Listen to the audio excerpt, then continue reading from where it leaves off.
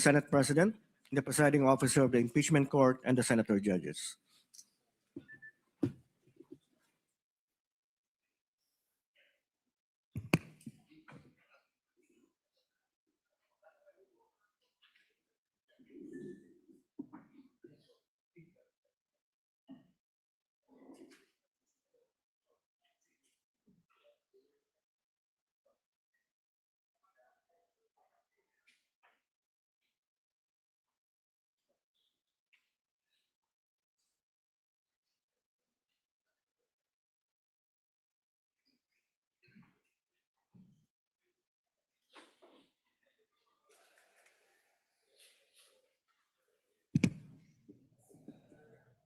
The Sergeant at Arms is directed to make a proclamation. All persons are commanded to keep silent under pain of penalty while the impeachment court is in session for the trial of Vice President Sara Zimmerman Duterte. The impeachment trial of Vice President Sara Zimmerman Duterte is hereby called to order. We shall be led in prayer by Senator Pia Cayetano.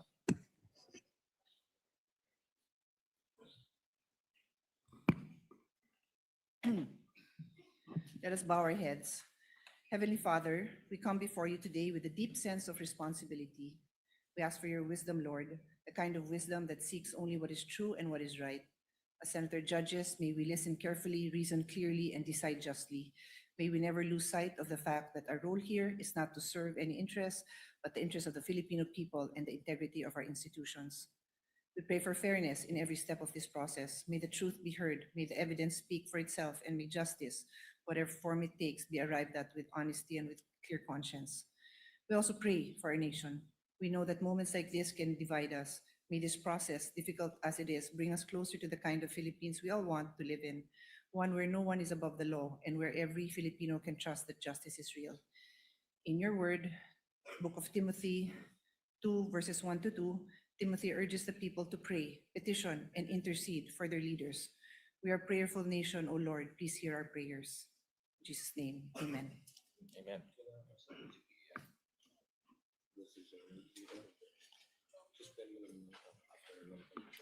The clerk of court will now call the roll. Roll call of members. Senator Judge Aquino. Senator Judge Cayetano Alan. Senator Judge Cayetano Pia. Senator Judge De La Rosa. Senator Judge Ejercito. Senator Judge Estrada. Senator Judge Go. Senator Judge Ontiveros. Senator Judge Lacson. Senator Judge Lapid. Senator Judge Legarda. Senator Judge Marcoleta. Senator Judge Marcos. Senator Judge Padilla. Senator Judge Pangilinan. Senator Judge Soto III. Senator Judge Tulfo Erwin. Senator Judge Tulfo Rafi. Senator Judge Villanueva. Senator Judge Villar Camille. Senator Judge Villar Mark. Senator Judge Zubiri. The presiding officer, Senator Judge Escudero. Senate President Gatchalian. With 20 senators present, the chair declares the presence of the quorum. We recognize the presiding officers, Senator Chis Escudero. Thank you, Mr. Senate President. The presiding officer dispenses with the reading of the journal, and if there are unless there are objections, considers the journal of July 7, 2026 as approved. The clerk of court will please call the case before the impeachment court. Case number 004-2026 in the matter of impeachment trial of Vice President Sara Zimmerman Duterte. Appearances of the parties.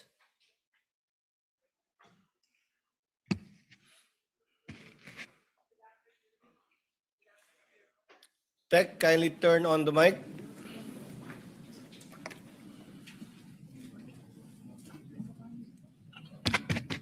Good afternoon, Your Honors.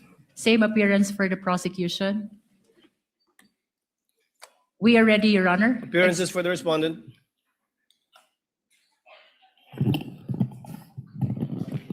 Good afternoon, Your Honors. Same appearance for the Vice President.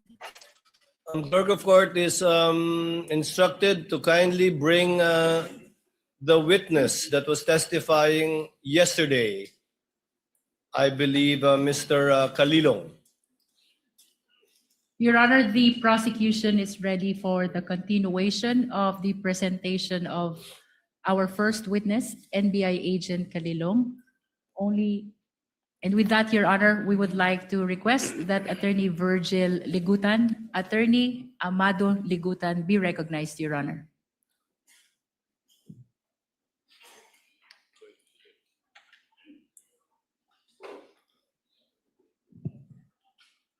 For the record, Attorney Ligutan will be representing the counsel for prosecutors, and on the part of the respondent, it'll be Attorney Narvasa. That will be correct.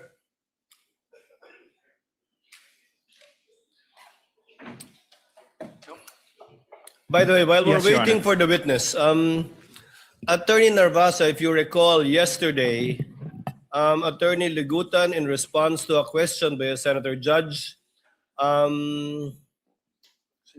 gave a discussion, a peroration, if you will.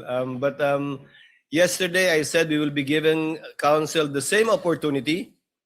I cleared it earlier with Senator Pia Cayetano, who wanted the statements deleted from the record. However, since this is a televised proceeding, nakita na eh, napakinggan na eh. So i-erase ko man sa record, baliwala na lang. The fairest thing to do is to give you an opportunity as well. Attorney Ligutan spent 5 minutes and 18 seconds delivering his discussion. The court will give you the same time after your cross-examination Your with a Honor. warning. With a warning and reminder from the presiding officer that the presiding officer will not tolerate such perorations again by either party, even if it is in response to a question of a senator judge, and the presiding officer will try to remind as best we can senator judges to let the witnesses present the evidence of both parties instead of the counsels presenting both facts and law through their statements. Senator Judge Cayetano, Alan. I'd like to thank the presiding officer for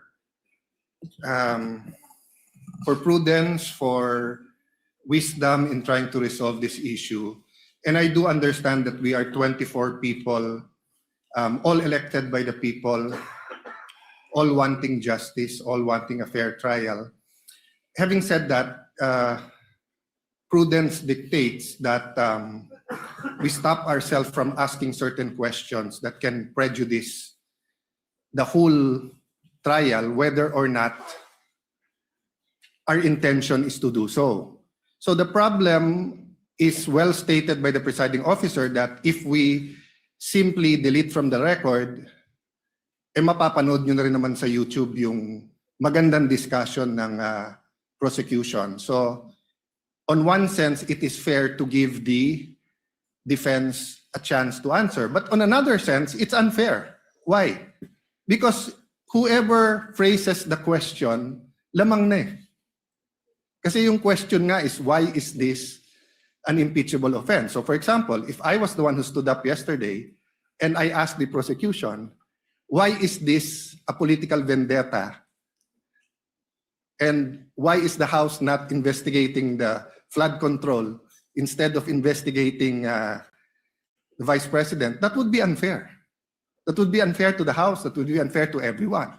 So simply giving the prosecution the chance to answer that question I asked would be unfair to everyone. So I do not know the solution. I accept the solution of the presiding officer. Now let's not tolerate any more questions like that. I agree with Senator P. I don't like being called out. But that's the role of the presiding officer and the Senate President. No? So sana yun lang, no, na one, when we ask the questions, we'll make sure it doesn't prejudice the whole trial. Whatever we say here, may ma-accuse na lawyering for the prosecution or defense. Okay lang yun. Okay lang yun. Sa prayer nga kahapon, di ba? Basta't justice, bahala na magalit. Okay. But my last point, Mr. President, let's give the defense a little latitude in not only answering that question, but what you want to say. Because nga, the question is unfair. So if you're simply going to answer that question, then it won't solve the problem na nakapagsalita sila 5 minutes, kayo nakapagsalita. So we'll consider, personally, I'll consider the very eloquent answer yesterday as a sort of a closing. So same, personally lang, Mr. Presiding Officer, give the latitude to the defense na parang closing din, whatever. Because they have affirmative defenses. And they did not push us to hear that. They went straight to trial. So dun din sa mga nagsasabi na delay sa dami ng objection, that's unfair. No? Let's give everyone latitude here. The same thing, I think, may konting ano sa internet na photocopies are not original and the counsel was simply citing, tama ba? A Supreme Court decision, no? And the rules of court. And the rules Your of Honor. court. So I'm just saying it's an emotional issue. So all of us will be hit, badgered, whatever. I think trabaho naman nung witness natin, bantayan yung internet. So as long as hindi foul, hindi threat. But having said that, Mr. President, let's give each other leeway, but only to the point that the trial will not disintegrate, di ba, into a political fiasco or circus. Thank you, Mr. President. The remarks of Senator Judge Alan Cayetano are noted. Senator Judge Pia Cayetano. Thank you, Mr. President. This will be brief. First of all, I'd just like to confirm that I acknowledge what the presiding officer said, that I agreed. Basically, I'm withdrawing my motion in the interest of fairness, because the delivery of justice is about fairness. So kung nakapagsalita nga ang prosecution with their closing statement, di pwede rin dapat mag-closing statement ang defense, no? So I am amenable to that. But very, very, very briefly, Mr. President, I'd like to put on record, why are we being strict about the rules? Why do I have to bother standing up? Well, because nothing in this world will run well without the rules. Now, my colleagues, the Senate is a basketball-loving Senate. Dami dito, hilig mag-basketball. Kung ako volleyball player, colleagues ko basketball. I'll use basketball as an example. Will you have a decent basketball game if there's no rules? No, there's rules. That's why we stand up. And then sometimes there are also opportunities to question the rules. That's also fine. But that's why we have to stand up and call the attention of the presiding officer when we feel that the rules are being violated. And we will continue to do so when we believe it is necessary in the interest of justice. Thank you, Mr. President. The remarks of the lady are noted. Since we are discussing housekeeping chores and matters, let the presiding officer continue with the same. The presiding officer will call for a break midway through in order to afford the parties 15 minutes to relax, go over their notes, and do their thing. In regard to senator judges or counsels for the parties who are not on deck, you're free to answer the call of nature in the least disruptive manner possible and return afterwards outside of the 15 minutes that we will be doing halfway through the proceedings. And finally, a request has been brought to the presiding officer to request as well the senator judges to lower the tone of conversational voices, because I think where you're seated is an echo chamber. Naririnig sa iba't ibang sulok ng plenaryong ito yung mga sinasabi din ninyo, at hindi rin nakakapag-concentrate yung ilan sa ating mga kasama na nakaupo sa paligiran ninyo. Just a reminder, and one last reminder before I recognize counsel for the respondent, Mr. Calilong, you will be testifying once again and will be undergoing cross-examination under the same oath Yes, Your that you Honor. took yesterday. Do you understand that? Yes, Your Honor. Thank you, counsel for respondent. Attorney Narvasa, if you're ready, you may proceed with your cross-examination. Your Honor, may I be allowed to approach a witness? You may do so. Thank you, Your counsel. Good afternoon, Mr. Calilong. Good afternoon, sir. During your direct examination, you testified that you were trained on photo and video authentication. Yes, sir. You said that you were trained for 2 weeks. Specific for photo and video, sir. Sir, my questions are answerable by yes or a no. Can you Yes, sir. please constrain yourself to these questions, unless I tell you, okay? Objection to that, Your Honor, please. And you got this Your Honor, training from can I Max. object to that? I have to Before make an counsel for objection. respondent proceeds, counsel for the prosecutor, to let the presiding officer Your Honor. recognize you first. You are so recognized, sir. What is your objection? Thank you so much. Inasmuch as I would like to accommodate the defense that in asking the question that the witness is to be limited to a yes or no question, Your Honor, please. Unfortunately, Your Honor, please, that's not sanctioned in the rules. There's nothing in our rules that would allow a defense to constrain a witness, even on cross-examination, to answer the questions by a yes or no answer. It's not in the rules. So, Your Honor, please, we cannot constrain a witness to answering either a yes or a no. The witness should be able to qualify. The usual answer by the defense is that it could be handled by the prosecution on redirect. But that is not the case, Your Honor, please. So long as there is nothing in the rules that would allow the defense to constrain the witness to answer yes or no, the prosecution will vehemently object to that, Your Honor, The please. presiding officer May I, Your overrules Honor? the presiding officer overrules the objection. The counsel for prosecutors can make a continuing objection regarding this matter, but it is the position of the presiding officer that the witness is seasoned enough. According to his testimony yesterday, he has attended over, if I recall correctly, 30 hearings already. So he would know how to respond and to explain if the need would arise. And it's up for counsel for the responding if at all to strike out whatever answers that are not responsive to his question. Counsel for respondent may proceed. Thank We you. would abide, Your Honor, we would abide. Thank you, counsel for the prosecutors. And you testified that you got this training from Max Core Interventures. Yes, correct? sir. And you said that the training you got from Max Core Interventures was in digital forensics. Yes, sir. I have with me in Articles of Partnership of Max Core Interventures Co. You see that it states that it is the Articles of Partnership of Max Core Interventures Co. Your Honor, may we allow Attorney Stephen Magallaon to also approach the witness stand to peruse the document. And of course, at this juncture, Your Honor, please, I have to object. I have no question yet, Your Honor. Yeah, I am objecting to the witness being shown an articles of incorporation, a Articles of partnership of a partnership, Your Honor, please. Anyways, since the question has not been asked, I will. Let us wait for the question, counsel. In the meantime, the presiding officer allows counsel for the prosecutors to examine the document being presented to the witness. And Your Honor, for the reference of the senators, we are flashing this Articles of Partnership on the screens. Sir, please take a look at page 2 of these articles.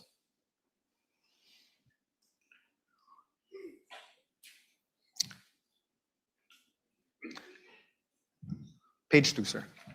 That's here. Page 1, page 2. Let's read it together, okay? Primary purpose, to engage in the business of trading both import and export of goods on wholesale retail basis. Do you see that, sir? Yes, sir. Now on page, the same very same page 2. The secondary purpose. Let's read it together again.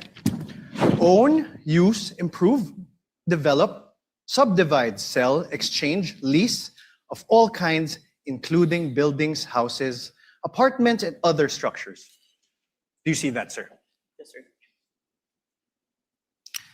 After that, in the same page 2, the secondary purpose is to print, publish, distribute, buy, sell, acquire rights to and generally deal in all kinds of software packages, books, periodicals, newspapers, magazines, journals, and other publications dealing in or having to do with subjects of all kinds, character, and all acts of things as may time to time be deemed needful, necessary, or required. You see that, sir? Yes, sir. Thank you, sir. Now I'm showing you a screenshot of the website of this MaxScore Interventures Co. It states under About Us. I'm also flashing this on the screen, Your Honors, for the ease of the senator judges.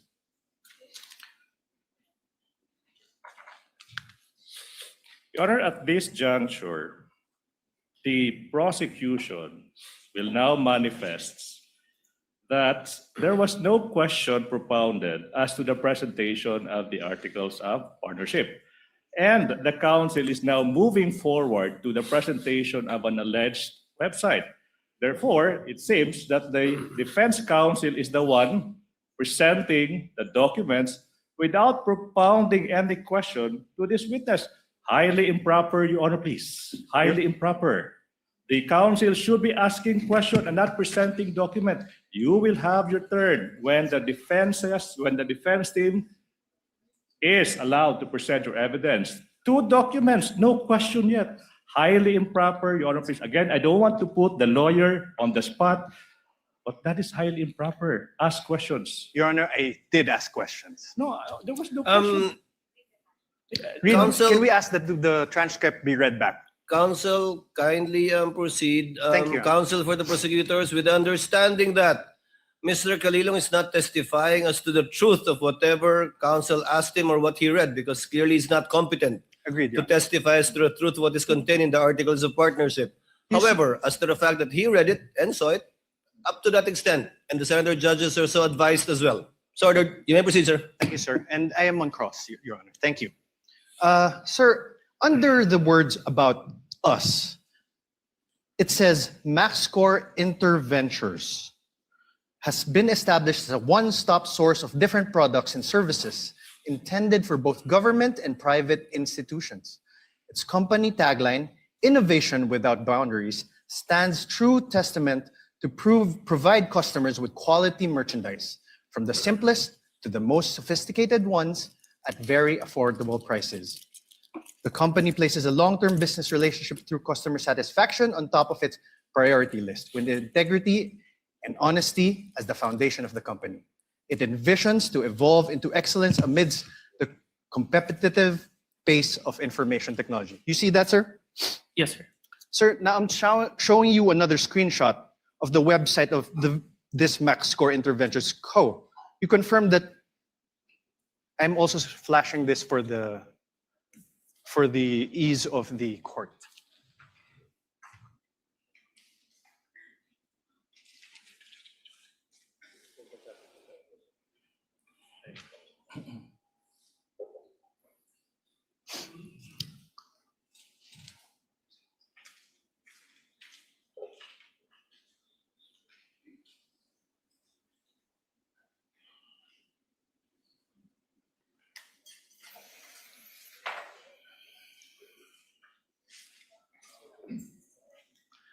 Sir, At this point, Your Honor, please, allowed. The prosecution is allowed. Counsel for the prosecutor is recognized. Your Honor, not by way of an objection, but a manifestation, Your Honor, please. Your Honor, this is, Wait.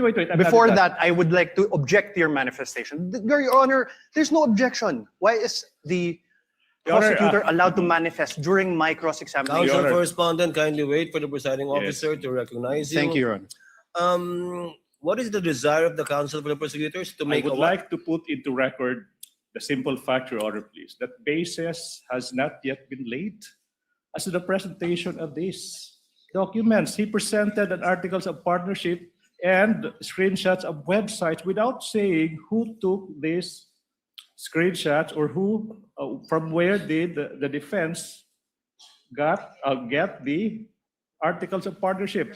That is only by way of manifestation. No need for the court to rule on that, Your Honor, please. Noted. Earlier ruling of the presiding officer stands. Counsel may proceed. Your Honor, may I respond? No need, counsel. It was not an objection. Please proceed with your cross. Thank you, Your Honor. May I also state a manifestation, Your Honor? Your Honor, the basis of the defense was laid. For the record, the chair will allow it just this Thank you. once, please. The basis of the defense was laid when we asked him whether he testified that he got his training as an expert witness from MaxCore Ventures. That's basis, Counsel, sir. please proceed. Thank you, Your Honor. Sir, could you take a look at this? Under the words "our products," the products seen there are office supplies and equipment, ICT equipment, software and hardware, investigative equipment, hardware and software, emergency response software, and CCTVs. Do you see that? Yes. Thank you. Mr. Calilong, are you a lawyer? No, sir. Yesterday, you testified that you signed the affidavit of investigation dated February 10, 2025. Yes, sir. Your Honor, may I request a copy from the prosecution? I think it is Exhibit P-4-3 in series. P-4- 3 series. Your Honor, please, manifestation. The witness, number one, mentioned the affidavit of investigation, but that the witness did not identify the documents. So for the record, Your Honor, please, that document is not yet presented in courts as a documentary evidence, Your Honor, please. So highly improper for the defense to elicit that document through this witness precisely because this witness did not yet identify the affidavit of investigation, Your Honor, please. Which exhibit is this? I believe he did, counsel, but which exhibit is this? Exhibit P-4-3 to Exhibit P-4-3BB, Your Honor. Your Honor, please, if I may, it was not yet identified, but it's pre-marked, Your Honor, please, to be presented by our next witness, Attorney Jeremy Lotok. So highly improper in as much as we want to accommodate the defense. So who is the signatory in that document? Is it Your Honor, Mr. Calilong is a signatory to that document. is one of the signatories? Yes. Is one of the signatories. But the counsel for prosecutor is correct. This document has not yet been identified by any of the witness for the counsel for the prosecutors. Yes. You will get your chance, counsel for the respondent, when Attorney Lotok testifies later, which I believe is the only exhibit that he will be testifying to. All right, Your Honor. Kindly proceed, counsel. You mentioned a affidavit of investigation, correct? Yes, sir. And this affidavit of investigation, you sent a copy to the House of Representatives Committee on Justice. Yes, sir. You identified it during the House Committee hearings on April 29, 2025. Yes, sir. I'm showing you now an affidavit of investigation. This is marked as Exhibit D-4-46 in series, Your Honor. D-4-46 and series. Is there a counterpart marking from the counsel for prosecutors? Yes, Your Honor. This is P-4-3 to P-4-3BB. Thank you. For the record. This annex of this affidavit of investigation has appendages, correct? Annexes. Yes, sir. And it forms a whole, correct? Yes, sir. Okay. Sir, do you confirm that you signed this? I'm one of the signatories, sir. Do you want me to have him identify signature? Okay.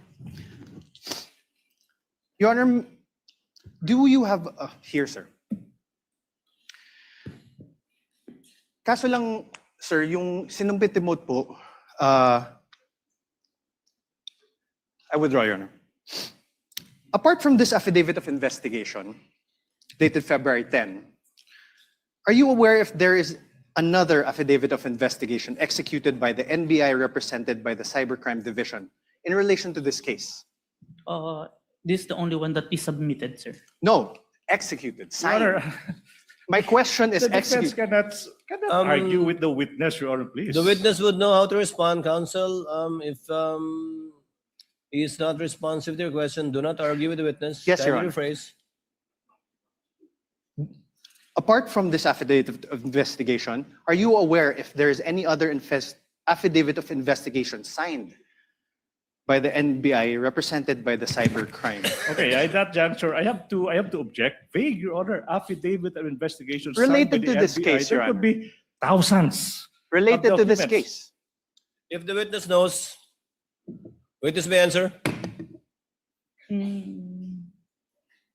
Is there any other affidavit of investigation executed by the NBI cybercrime in relation to this case, witness? As far as I remember, sir, this is the final affidavit of investigation, sir. Final affidavit.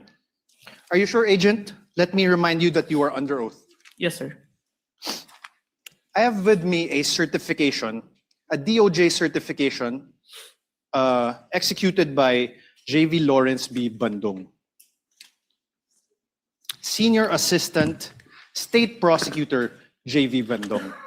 For the record, Your Honor, this is Exhibit D-4-29 for the defense. Do you see this, sir? Yes, sir. This certification dated February 5, 2025, states, and I quote, the complaint referral does not contain all the necessary evidence to prove the essential elements of the crime. Therefore, it is recommended that the same be first referred for case buildup. Do you see that? Yes, sir. Now below that, in the second page, below that, under the word notes, number 1, therefore, states, and I quote, that there is no, may I have this flashed on the screen, please? For the ease of the court. So the honorable court can follow. Under notes again, sir. For the record, Your Honor, we are flashing the certification on the screen. Under notes, sir, number 1 therefore states, and I quote, there is no affidavit of the persons who recorded the video entitled VP November 23 Press Con at Batasan through open broadcast software OBS and in turn stored it in a digital video disc. Do you see that, sir? Yes, sir. Let's go to page 2. On paragraph 7, it states, and I quote, one of the elements of the crime of grave threats is that the offender threatens another with infliction upon the latter's person, honor, or property, or upon that of the latter's family of any wrong amounting to any crime. In the instant complaint, only the NBI executed an affidavit and there was no participation on the part of the offended parties, as it appears. NBI is not the offended party for the crime of grave threats. Do you see that? Yes, sir. Above this, in paragraph 6, it states that, and I quote, only the minutes of the meeting with several personalities and representatives from various media outfits were submitted. And although the minutes were signed, there was no individual affidavit executed regarding the contents of said minutes. Do you see that, sir? Yes, sir. On paragraph 5, it states that, and I quote, the affidavit of one Patria Morales mentioned that she stored these footages in a USB and submitted it to the NBI. However, there was no USB attached to the complaint, only a DVD was attached. There was no detail regarding the contents of this DVD. Do you see that, sir? Yes, sir. On paragraph 4, it states, and I quote, Annex L did not indicate who made such TSN. There was also no affidavit of the person who made the TSN. Do you see that? Yes, sir. On paragraph 3, it states that, and I quote, Annexes I and K, open parenthesis, DVDs with markings NBI-CNN-C-2412-43-6-2 and NBI-CCN-C-24-12436-2 close parenthesis, were not accompanied by an affidavit of the record and TSN, also affidavit of the one who will execute the TSN. Yes, sir.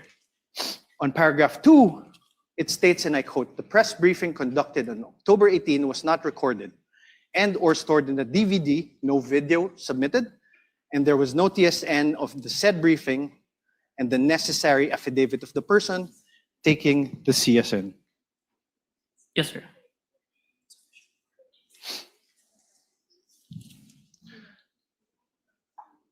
Now you are aware, sir, so now is your memory refresher? Did the DOJ send back the original affidavit of investigation to the NBI? Yes, sir. As far as Thank you. Now, you are aware that on February 11, 2025, the NBI, through its then director, retired Judge Jaime B. Santiago, wrote to the Office of the Prosecutor General submitting a revised affidavit of investigation. Yes, sir. This is your affidavit of investigation dated February 10, right? February 10, 2025.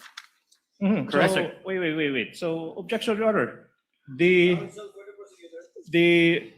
defense said that this is your affidavit, dated February 10, without showing any document to I'm the asking, witness. sir, How could the witness answer to a question that is not accompanied with a document? That should be the basis for the question and the and answer, this Your is Honors. your affidavit. I will reform, Your Honor. Kindly reform, counsel. Thank you, Your Honor. This is your affidavit dated February 10, 2024, correct? Please check.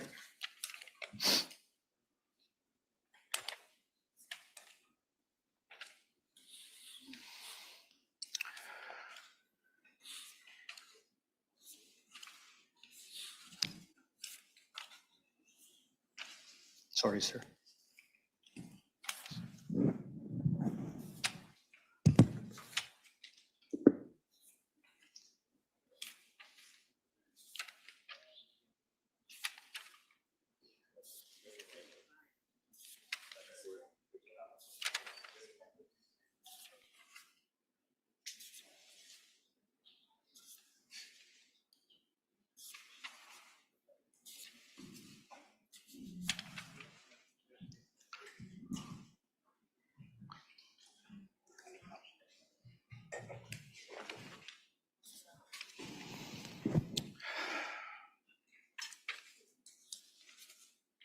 Your Honor, can I make a manifestation, Your Honor, please? Your Honor, can we object again to this manifestation? Manifestation. I will not even object. I'm being generous. Your Honor, Counsel, wit- let's wait for the witness to review it. It's a voluminous document. And No, the signature is on the last page. You can make the corresponding objection to your signature. the style, manner, or cross-examination of the counsel for responding at the proper time.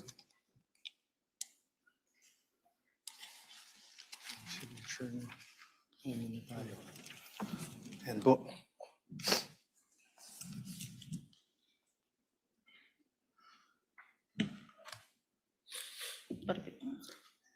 Is this the amended affidavit of investigation? This is a photocopy of the Yes, sir. affidavit, sir. This is the amended one. Yes, yes, sir. The photocopy, sir. Thank you. With the permission of counsel, Mr. Calilong, what was the date of the first affidavit you submitted that was returned by the DOJ to the NBI? As far as I remember, January 30, and was when the certification was issued, we complied with the requirements and submitted it on February 10. Have you there's a revision. identified that affidavit of investigation dated January 30 in yesterday's proceedings? No. Yes or no? Sir? Have you identified the January 30? The one that I identified, Your Honor, is the authentication, Your Honor. Not the affidavit of investigation. So you have not done so. Yes, sir. This one, you have not done so too. Yes, Your Honor. For the record, counsel, you may proceed.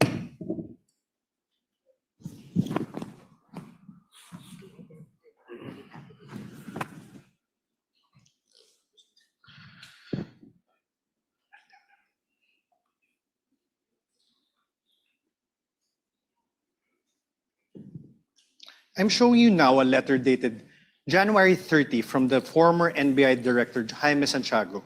Now, I have to object, Your Honor, please. You know, the defense has been confronting this witness with documents, even without marking and identifying the source of these documents. Your It's Honor, like that's plucking out of thin air a document, presenting them the document to the witness, and withdrawing the document Your Honor, that's up to without the even introducing this piece of evidence, this piece of exhibits into evidence. So my question is, through the presiding officer, is the defense not entering these documents into evidence, Your Honor, please?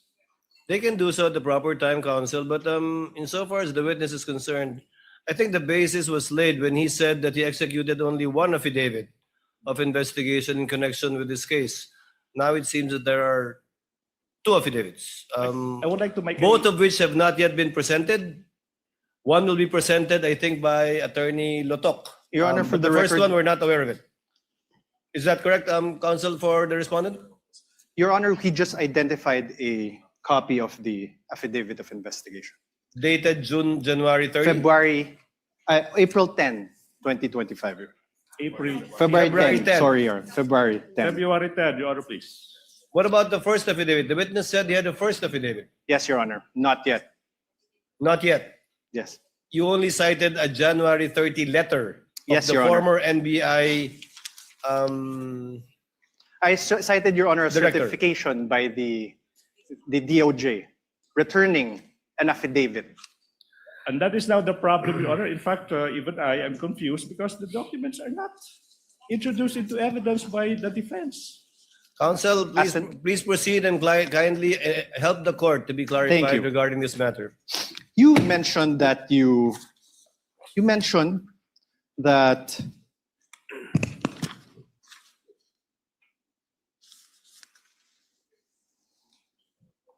that you were aware that the then director, retired Judge B. Santiago, wrote to the office of the Prosecutor General submitting a revised affidavit of investigation on February 11, 2025. I'm showing you now that letter dated February 11, 2025. For the record, this is Exhibit D-4-43 for the defense. Up for the defense, you mean pre-marked? I Pre-marked. suppose. Because when you say marked as evidence for the Pre-marked. defense, it's not yet. Your turn has, I mean, you have yet to present your exhibit, so it should be pre-marked, Your Honor, please. No, it's pre-marked, and I believe both the defense and the respondent and the prosecution also have common pieces of evidence which you decided during pretrial. This is not one of them, which you decided during pretrial to be marked It's not separately. one of those few common pieces of evidence. Yes, there are a few. Sir, Please proceed, counsel, for the respondent. Witness the answer. there is a signature above the name Judge Jaime B. Santiago. Whose signature is that? Your Honor, now I would like to object to the relevance. A letter is being, the witness is being confronted with a letter coming from the former NBI Director, Judge Jaime B. Santiago, and this witness is now being asked to identify whose signature is that. That's obvious. I'll allow it conditionally if you can show the relevance Your Honor- insofar as your ability to test the credibility and the accuracy of the witness is concerned. In the meantime, I'll allow it. Kindly show the connection, counsel. Thank you. Sir, whose signature is this?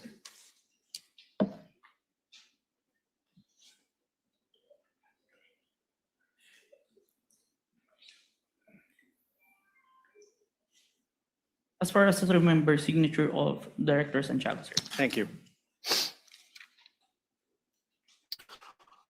On the last line of the letter, on the fourth page, sir, please take a look. Last line. It says, and I quote, "To support our recommendations attached herein is the revised affidavit of investigation, including its attachments." Did you see that, Agent? Yes, sir. Thank you. And you confirm that the former NBI Director Jaime Santiago wrote to the Prosecutor General, Richard Anthony Di Fadolion, a letter dated January 30, 2025. This is one of the documents that you submitted to the Committee on Justice, correct? Where's Okay, I will show you now. May I have this flashed on the screen?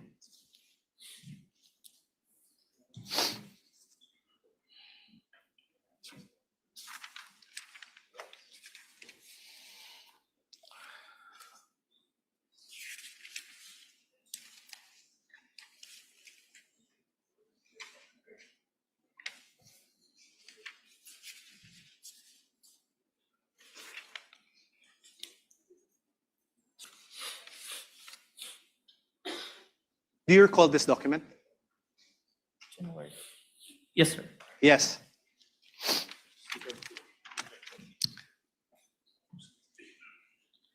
January 30, 2025 is a date earlier than February 10, 2025, correct? Yes, sir. Your Honor, As an Counsel for answer, the Your Honor. prosecutor. Your Honor, the witness being asked which Your Honor, date, ask and came answer. first.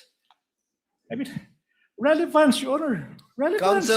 Counsel, if the witness knows and the counsel for respondent will be given the latitude to test the credibility, accuracy, and completeness of the testimony of the witness. But we note your continuing objection because you already sound frustrated, counsel, in regard to this line of questioning by the I'm very counsel for the patient, Your Honor, respondent. please. I'm very patient. The counsel for respondent may proceed. Witness Thank may you. answer. He already answered, Your Honor. Thank you. You earlier confirmed that there was actually a certification dated February 5, 2025. You Objection, misleading. I don't I have no remember question, this Your Honor. witness. Let stating the that there counsel was- finish with this question, counsel. He even read it, Your Honor. You likewise confirmed that in that said certification, dated February 5, 2025, the earlier affidavit of investigation were subject to 7 recommendations. And you confirmed that you read that. Objection. Ground for the Misleading, Your Honor, objection. please. Now the counsel mentioned 7 grounds. 7 grounds. And I don't remember this witness uttering the term 7 grounds. What I do remember, Your Honor, please, is that this witness was confronted with a certification, a letter, whatever. But now the counsel is now asking this witness to confirm the contents of those certifications or letters. Misleading. No, That's Your- not allowed during cross. The counsel is now assuming facts that have yet to be established. Can I repeat that? This witness was only confronted with certifications, letters, dated this, dated that. And now, the counsel now asking, Your do you Honor, please. confirm- He's do you now confirm, testifying. right? Don't- Wait, let me finish. Now he is asking this witness to confirm that in that letter, there are 7 grounds, as if this witness uttered those words. The ground is misleading, definition. This counsel is assuming facts that have yet to be established through this witness, Your Honor, please. Counsel, again, the witness is not a newbie. I think he can handle himself and would know how to answer if indeed he is familiar or not with what is being presented to him. And thus far, he has responded based on his knowledge of these documents. Chair will allow it. Witness you. may answer. Sir, Can you repeat the question, counsel? you confirmed that there was a certification dated February 5, 2025. You likewise confirmed that in said certification, Your Honor, compound question. there's no question. Wait. Kindly wait for the presiding officer to recognize you before answering. Yes, Your Honor. Yes. Much Please, obliged, Your Honor, counsel please. for the prosecutors, please finish with your objection. Thank you so much. Can I? Yes, Your please Honor, proceed, counsel. compound questions. The witness is now being confronted with two successive questions without allowing this witness to answer the first question. What makes a compound question? No need to lecture, counsel. Counsel for respondent, please reform. Your Honor, I had no question. I had no question yet. Kindly proceed with your question. Thank you, Your Honor. The earlier affidavit of investigation was subject to 7 recommendations from the DOJ Vague, Your Honor, for please, case build-up. objection vague. The earlier investigation, which investigation is the counsel referring to? We already Objection vague. We already established, Your Honor, there was an earlier one. This is the- Overruled again. The witness is competent enough to testify. Overruled. Witness, kindly proceed with your question, counsel. Yes. In the revised affidavit of investigation dated February 10, 2025, that you identified, despite DOJ's recommendation number 6 that you earlier read, Objection, Your Honor, there, objection. Sir, Your Honor, I'm not If yet the finished. ground is Can we already- wait for the counsel to finish with his question, counsel, please? Okay, Your Honor. question- Sir, there were still no affidavits of the journalists from the media outlets in your affidavit of investigation dated February 10. Witness, not answer first. Objection, Your Honor, please, misleading. Why is it misleading, counsel? The counsel said the earlier affidavit of investigation. In fact, Your Honor, please, he referred to the February 10 investigation. That's not the earlier investigation. That is the final affidavit investigation submitted to the DOJ. Misleading, misleading, Your Honor. Your Honor, The presiding officer will ask the question. Mr. Witness, did you attach the I said affidavits revised, of the two witnesses that viewed the video of the vice president in the February 10 affidavit? Yes, sir. Let me qualify my answer in number 6, sir. You may do so. In number 6, sir, the DOJ requested an affidavit to be executed regarding the contents of the minutes. I executed an affidavit attesting to those minutes, sir, which I'm part of the interview, sir. But was it attached to the February 10 affidavit? Yes, sir. Counsel for the respondent, your witness. thank you. Sir, but there are no affidavits of the journalists from the media outlets, correct? My question is not found there, Your Honor. Oh, Your Honor, please. My question is I mean, not Your found Honor, there. okay, wait. The counsel is confronting the witness with a document, and he propounded I questions, was and then not- he asked another question, and he took the document away. What's Your the Honor, purpose of that? I was Objection, not- Your Honor, please. My question is plain, Your Honor. Let the Do you- witness peruse the document you presented him with. Let My- him answer that through a document. My question is plain, Your Honor. Your Honor, a witness should be allowed to peruse the document I am that he not- was confronted with. Counsels, please. Witness, I think the witness understood the question. Mr. Calilong, you may answer if you understand the question. I will repeat the question, Your Kindly Honor. repeat, counsel. Thank you, Your Honor. There is still no affidavits of the journalists from media outlets appended on your revised affidavit of investigation, sir. May I qualify my answer? No, sir. Oh. Just answer a yes or no. Kindly look at the document presented to you. On redirect, counsel can make you explain the disparity, if any. The question is simple. Are the affidavits attached to the affidavit of investigation?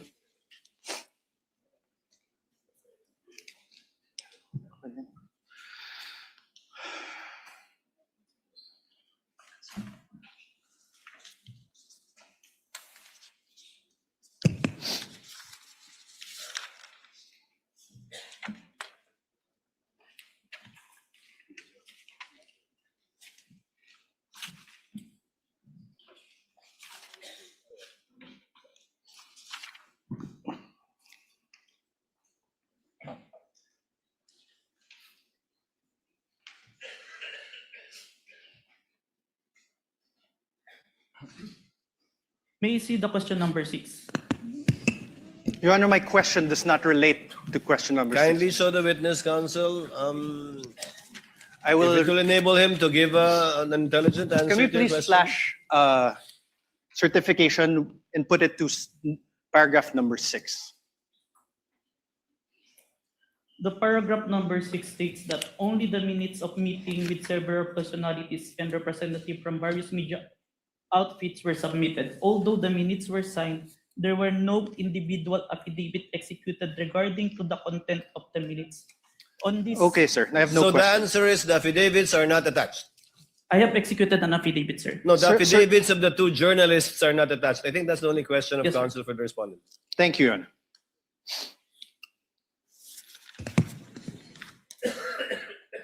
Instead, sir, as you confirmed, what you appended to the affidavit of investigation are affidavits of NBI agents, correct? Yes, sir. Not the journalists who were present The one during the November 23, 2024 press conference. the one who intervened, sir. Yeah, the one into it. Not the journalists. Yes, sir. Ask and answer, Your Honor. Sir, in the revised affidavit of investigation dated February 10, 2025 that you identified, despite DOJ's recommendation number 7, can we show again DOJ recommendation number 7? In the certification dated February 5, 2025, it is still the NBI Cybercrime Division that is the complainant. I believe this is answered on the letter of the director, sir. Sir, my answer is answerable by yes and no. The complainant is still the NBI Cybercrime Division. Yes, sir. Thank you. The supposed offended parties in this case would be President Bongbong Marcos, Yes, sir. the First Lady Lisa Marcos, Yes, sir. the former Speaker of the House Martin Romualdez. Yes, sir. Did President Marcos appear before the NBI during its investigation? No, sir. Did the First Lady Lisa Marcos appear before the NBI during its investigation? No, sir. Did the former Speaker Martin Romualdez appear before the NBI during its investigation? No, sir. Sir, I'm showing you again for the record the affidavit investigation. Sir, did you attach to that affidavit of investigation dated February 10, 2025, an affidavit of the President Marcos? Only the responses, sir. Sir, listen to my question. That's Did the you- answer. Your Honor, he did not answer, so I am entitled to That's ask his again. answer. Not responsive. The question was, Mr. Witness, did you attach the affidavit of President Marcos to the February 10 affidavit? No, sir. Did you attach an affidavit of the First Lady Lisa Marcos on your affidavit? No, sir. Did you attach an affidavit of former Speaker Martin Romualdez on your affidavit of investigation? No, sir. To your knowledge, if you know, sir, did President Marcos file any criminal complaint against Vice President Sara Duterte as a result of the November 23, 2024 online press conference? He made a statement. No, sir. My question is, if you know, did the President file any criminal complaint against the Vice President? I have no personal knowledge. Did the First Lady Lisa Araneta Marcos file any criminal complaint against VP Sara? I have no personal knowledge. How about the Speaker Martin Romualdez? Did he file any criminal complaint against VP Sara as a result of the November 23, 2024 online press conference? I have no personal knowledge. Did you really investigate this case? Oh, Your Withdrawn, Honor, Your Honor. argument that they Withdrawn. are please. Withdrawn. Did you really investigate this? How about Question the has been Speaker withdrawn. Martin Romualdez? In other words, sir, the alleged offended parties were not included as complainants in the case you filed with the Department of Justice. Yes, sir. Thank you. Based- Thank you. And despite the fact that the NBI Cybercrime Division did not comply with recommendations number 6 and number 7 in the certification dated February 5, 2026, it nevertheless filed the revised affidavit of investigation dated February 10, 2025 that you identified today. Can I qualify my answer, sir? No, sir. Just answer with a yes or no. Witness may be allowed to answer according to how he wishes to explain. You may proceed, Mr. Witness, to answer. Yes, sir. Thank you, Your Honor. For this case po, we complied with the requirements of the DOJ. That's why we secured a second certification wherein our documents is enough for preliminary investigation, sir. Okay, thank you. And this certification is a certification dated February 5, 2025, correct? Kindly show the witness the This document. is not the new certification, sir. Oh, sorry, sir. So, apologies, Your Honor. February 11. Yes, sir. This was also executed by Senior Assistant State Prosecutor J.V. Lawrence B. Bandong, correct? Yes, sir.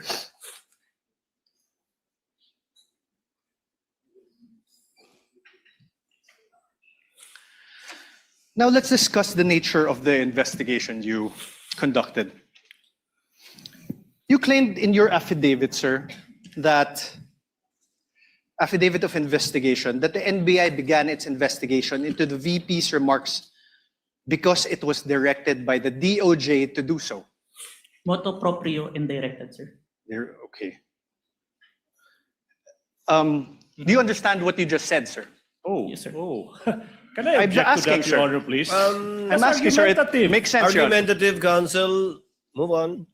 Mutu proprio, sir, means, Oh, no, objection. You cannot lecture, counsel. This is sir, what does cross-examination. you mentioned mutu proprio. What does it mean?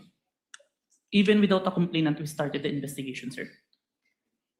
Are you sure, sir? Oh, argumentative. Are you sure, I- sir? Move on, Are counsel. you sure, move on. sir? How?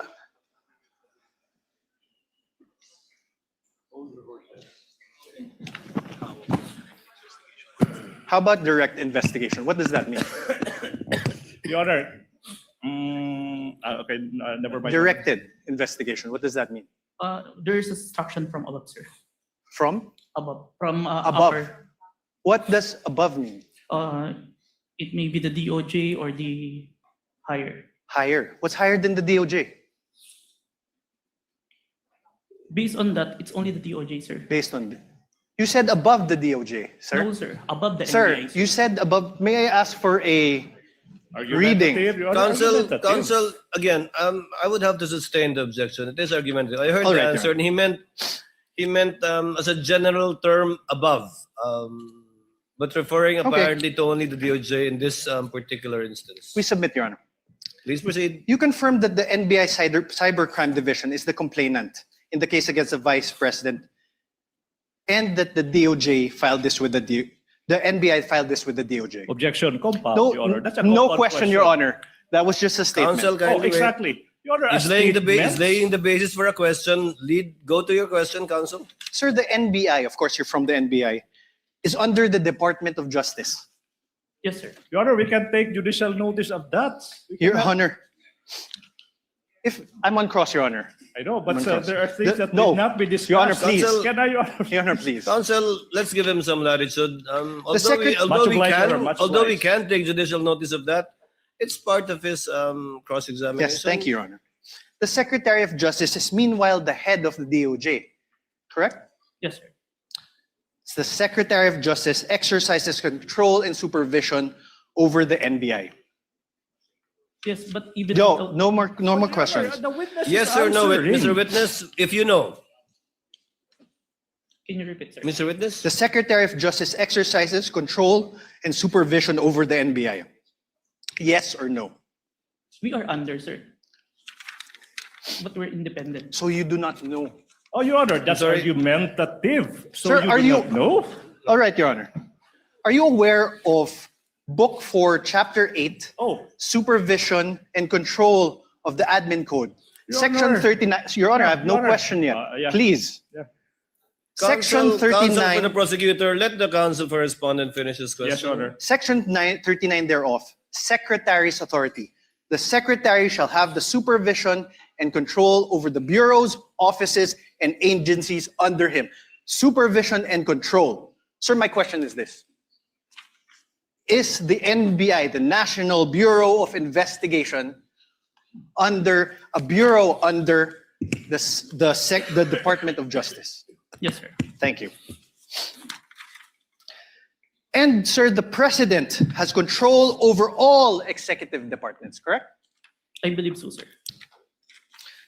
The DOJ is one of those executive departments, correct? Yes, sir. And the current president is Ferdinand Marcos Jr., correct? We agree to that. That's judicial notice. Your Honor, please. Yes or There's no? no other Yes. president. We Oh, only he have answered one already, Your Honor. president. Already asked and answered. The head of the executive branch is President Ferdinand Marcos Jr., correct? Yes, sir. The very same Ferdinand Marcos Jr., who you said was an offended party in the case against Vice President Duterte. Yes, sir. So, in other words, the NBI investigated and filed the complaint. The DOJ directed the investigation and will determine whether the case should proceed to court. And the alleged offended party, President Marcos, is the constitutional head of the executive branch, Objection. exercising control over both the DOJ and the NBI. I Your Honor, withdraw, Your objection. Honor. I withdraw. Objection of the I withdraw, Your Ground Honor. is the ground I is- withdraw. Oh, Your Honor. It's even more compound question. Nothing to object asking to. several Withdraw, subject Your Honor. matters. Withdraw. Withdraw. Counsel, move on. Sir, you testified earlier that you investigated the Vice President in relation to the press briefing that she conducted on November 23, 2024. Yes, sir. This investigation by the NBI Cybercrime Division was started after the conduct of the November 23, 2024 press briefing of the Vice President, correct? Yes, sir. So basically, to put it simply, the investigation was done after the supposed incident on November 23, 2024. The same day, sir. The same day, but after. Oh, Your Honor, the same day then after. Same, not responsive, Your Honor. Counsel, After. clarify your question. Same day, The same day. investigation was done after, later than, the supposed incident on November 23, 2024. Yes, sir. Thank you. You mean to say later that day? Yes, Your Honor. Because how can you investigate something that hasn't happened yet? Correct. Yes, Your Honor. Please proceed. Sir, you're not one of the participants of the press conference on November 23, 2025, correct? Yes, sir. So you do not have personal knowledge about what transpired during that press briefing, correct? It was live streamed, sir. You did not watch that live stream, correct? In It real was- time. Yes, sir. You only acquired knowledge about it when you started investigating later that day. Yes, sir. You also do not have personal knowledge of the alleged threats made by the Vice President during that press briefing, sorry. After the press briefing, After. sir. You only acquired knowledge about it when you started investigating. Yes, sir. You also do not have personal knowledge of the alleged assassin that was allegedly hired by the Vice President. It came to my knowledge upon... Personal knowledge, sir. No, sir. Now, during your testimony yesterday, you mentioned that during your investigation on the November 23, 2024 press briefing conducted by the Vice President, you preserved a copy of said press briefing through open source investigation, correct? Preserve a copy through open broadcast software studio. Okay, thank you for that correction. One of the videos that you were able to preserve in relation to your investigation is the screen recording of the November 23, 2024 press briefing conducted by the Vice President, right? Yes, sir. Your Honor, may I move that the very same USB be unsealed and shown by the prosecutor's exhibit P-4-10 be unsealed and shown the witness.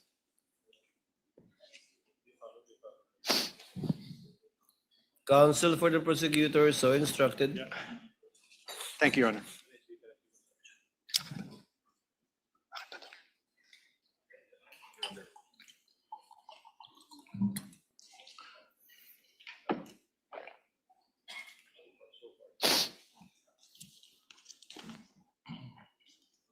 Okay ka na po?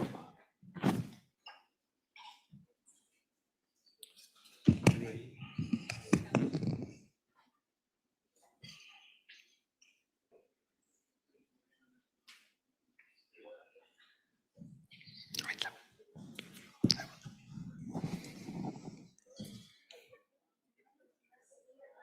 November 20. This is exhibit P-4-10, I believe.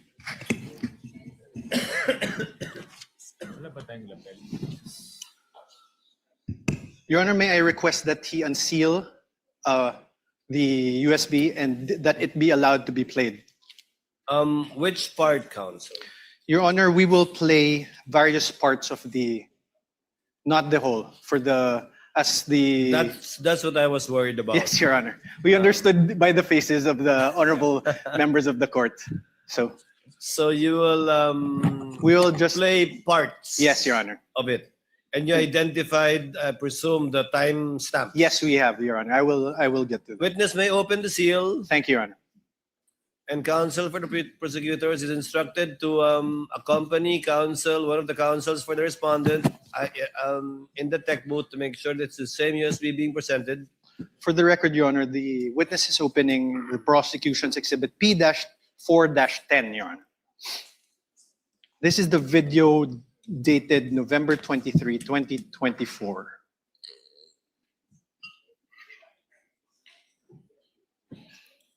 I have unsealed the flash drive, sir. Counsel this with understanding, okay, very much like yesterday, that this USB will again be sealed and signed by both parties. Yes, Your Honor. Your Honor, may request that this be played. Here, brother. Sorry. Counsel for the prosecutors kindly accompany a representative from the counsel of the respondent to the tech booth to make sure the same USB to be played. Kindly just guide us through, Counsel Attorney Narvaez, as regards the timestamps. Thank you, Your Honor. I will. Please don't forget your promise that it's not going to be the whole 2 hours. Yes, Your Honor.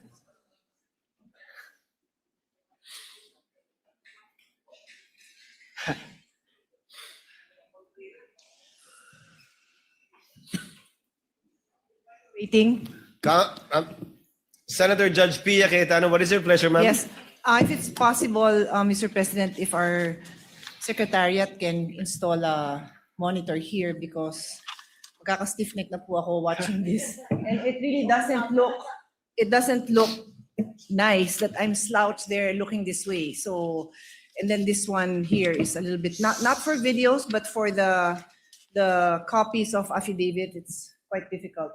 So if they can put one here, Secretariat, the others want another, but I can speak for those in the front row we would like to request. Thank you. the clerk of court rather is instructed to kindly install a TV monitor in front of the tables of the counsel for the parties instead of at the witness stand, both sides.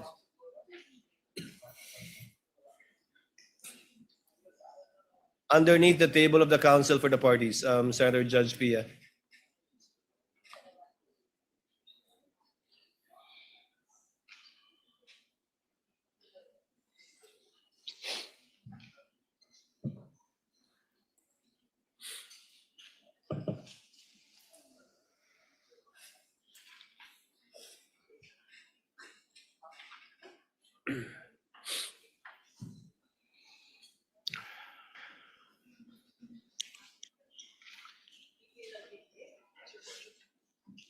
Counsel, for the record and for reference, kindly identify the timestamp that you will be playing. I presume in chronological order. Your Honor, for the record, we are showing the witness a part of the video marked as the prosecution's exhibit P-4-10. First video, the timestamp around 0001:27 to 0002:20 of the November 23, 2023 press briefing as contained in the video that you identified yesterday, sir. Your Honor, may we ask that the video be played at those specific timestamps? I did an apology. And then, ang sabi po nila, I just have to do an MR. And I did an MR, but they did not rule on it. And then suddenly they have an order transferring me. When ang nauna naman na order ng final ng lawyers namin was an MR to lift that order of contempt. Because they said that was the procedure. If they were not able to rule on that, how were they able to come up with an order, to transfer me to the women's correctional in the dead of the night? I mean, bakit ganun? Wala na bang rights yung mga tao? They just go to your room and then just get...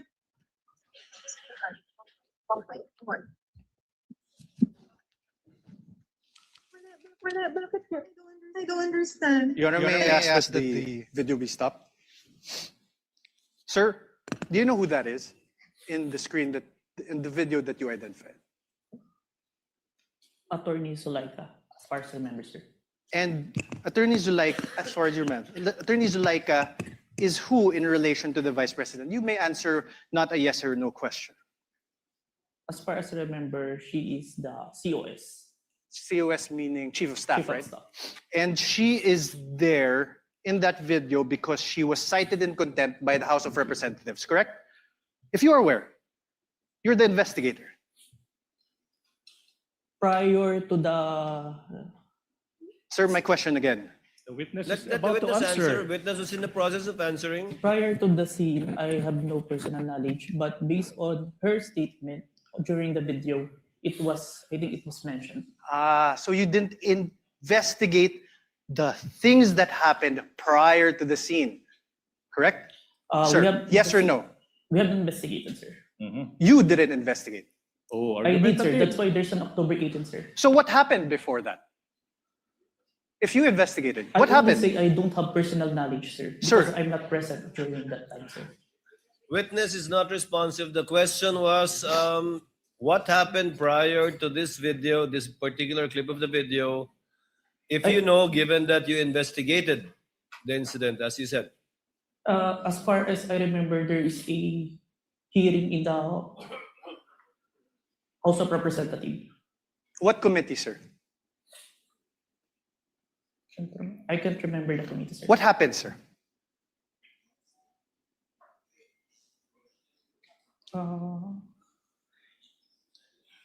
COS was cited in contempt, sir. By who, sir? I can't remember the exact, sir. But you investigated. I withdraw, Your Honor. Can we play, let me show you timestamps around 002832 to 002933. This is the same prosecution's exhibit P-4-10. That is the video you identified yesterday. Your Honor, may we request that that video be played? Hindi ako lalabas. Hindi ako lalabas. Pwede magtanong. And sorry, just very quick. Jason, if I may. Sorry. Go ahead. So after you push back attorney, they left the room, no? Tama ba? Did they appreciate that detail accurately? Because I think alam ko naman nila na mali yung ginagawa nila. You don't put people in the dead of the night. What is that? It served, di ba? Official business hours. Because hindi naman po ako criminal eh. I am not a criminal. I am already here in their facility. I have assured them already that I will attend their hearing on Monday. So why will they treat me like that? So that's why I said I want my lawyer. I want my lawyer. Stop, please. Sir, did you consider this in making your evaluation in the revised affidavit of investigation dated February 10, 2025? Yes, sir. Thank you. Now let me show you timestamps around 003305 to 003432 of the November 23, 2023 press briefing as contained in the video that you identified yesterday, the prosecution's exhibit P-4-10. Your Honor, may we request that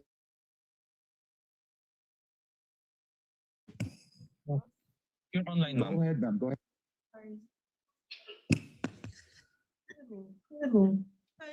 I would not have pushed that bed by myself if I did not feel that I was being threatened. My life is being threatened. And I'm sure you saw in the hearing that my back hurts. I cannot lift heavy things. I cannot. But dahil natakot ako, I feared for my life. I really pushed that myself. Because hindi lang to harassment. This is really a threat to my life. They gang up on you in the middle of the night. Huh? How is that done? Isn't that a threat to my life? Alam nila na I'm sick. I have said that repeatedly when the doctor came here. Stop. Thank you. Sir, did you investigate the threats to Attorney Zuleika's life? We need a complaint for this one. That's why Yes or no, sir? Did you investigate? we did not, because there's You no did not. complaint. Okay, thank you. The motto pro No question, sir. If the witness may be allowed to answer, Your Honor. I had no question. Already answered. Did you consider this part in making your evaluation in the revised affidavit? Asked and answered. He said This is a yes different earlier. part, Your Honor. This is a There's a different part. Did you Witness may consider answer. this part in your evaluation in the revised affidavit of investigation dated February 10, 2025? yes, sir. Okay, so despite considering these parts of the aforesaid videos, the NBI still recommended the filing of complaints for grave threats and inciting to sedition only against the Vice President. Yes? May I qualify my answer, sir? No, sir. Yes or no? There's a reason why Sir, your counsel may ask you questions. This is my turn. Proper Sir? subject matter for redirect. So despite Counsel, proceed. considering these parts of the videos shown to you, the NBI still recommended the filing of complaints for grave threats and inciting to sedition against only the Vice President. yes, sir. Now, in the revised affidavit of investigation dated February 10, 2025, in page 15, paragraph 40 thereof, it is stated there, and I quote, "We unanimously believe that Vice President Duterte may be held liable for grave threats defined and penalized under Article 282 of the Revised Penal Code and inciting to sedition defined and penalized under Article 142 of the Revised Penal Code in relation to RA 1017-5 or the Cybercrime Prevention Act of 2012. You see that, sir, right? Yes, sir. This conclusion was reached by you together with other affiants of the revised affidavit of investigation dated February 10, 2025, correct? Yes, sir. Now, sir, you mentioned that you're not a lawyer, right? Asked and answered. Asked and answered. To date, Move on, we are counsel. are you aware if any court has convicted the Vice President for grave threats over what transpired on November 23, 2024? As far as I know, not yet, sir. Not yet. As far as you know, Mr. Witness, as far as you know, no. No, sir. Proceed, counsel. To date, thank you, Your Honor. To date, are you aware if any court has convicted the Vice President for inciting to sedition over what transpired on November 23, 2024? No, on my personal knowledge, sir. Thank you. But you're the complainant, right? Argumentative, Your Honor. I was just Sustained. asking. Sustained. Move Asked on, and counsel. answered. Argumentative. Then withdraw your question. Improper. Attached to the revised affidavit of investigation, which you identified and submitted to the DOJ and the Committee on Justice, is your affidavit of transcription of the press conference on November 23, 2024. I am showing you this now. For the record, sir, Your Honor, I will show the... Can you check?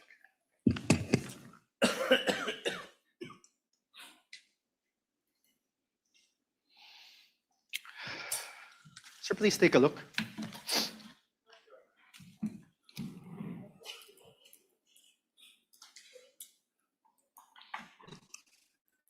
Can you please state in the for the record? This is your affidavit of transcription.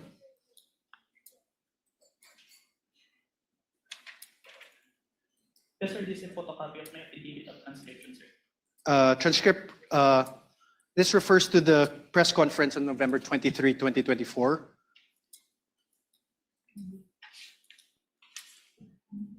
Yes, sir. You signed this on December 20, 2024. Yes, sir. Sir, please take a look at your paragraph 2. Let's read it together. In relation to the ongoing investigation, the undersigned was tasked to transcribe the screen-recorded video of the press conference of Vice President Sara Duterte on 23 November 2024, which was saved on a DVD. You read that, sir? Yes, sir. On paragraph 3 thereof, let's read it together. Undersigned transcribed the video mentioned above which resulted in a CCD transcript hereto attached. Yes, You sir. read that, sir? And 4, I hereby certify that the above-mentioned digital evidence has been faithfully transcribed and that has not been edited, altered, or changed in any way. Did you read that, sir? Yes, sir. And I am, on number 5, paragraph 5, I am executing this affidavit to attest to the truth of the foregoing facts and circumstances and for whatever legal intent and purpose it may serve. Yes, Did sir. you read that, sir? Yes, sir. These statements of yours, this affidavit of yours, these were all done under oath, correct? Yes, sir. And you were offered as an expert in digital forensic examination with a whopping 2 weeks of training. Do you confirm that that transcription of the screen-recorded video of the press conference of VP Sara Duterte on the 23 November 2024 has been faithfully transcribed? I don't remember that I was introduced as expert, but a competent witness. Okay, sir, but my question is, the press conference of VP Sara Duterte, that the transcription of the screen-recorded video of the press conference of VP Sara Duterte on 23 November 2024 was faithfully transcribed by you. Yes, sir.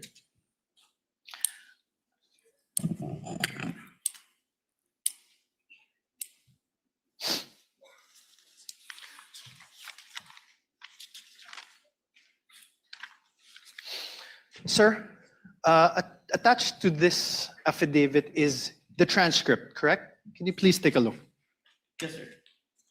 And Your Honor, may I ask again that the video, parts of the video be played of the press conference on November 23, 2024. Let's go through it together, sir. Where's the timestamps?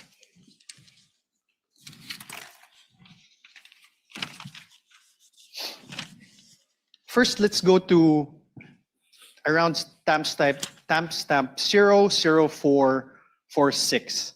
Your Honor, may I request that the video be played? Sir, please. Steps after this order, are you going to file? Are you going to trigger na po ba, ma'am, the filing? I am not leaving this room. I am here in the House of Representatives detention facility for 5 days until the hearing on Monday.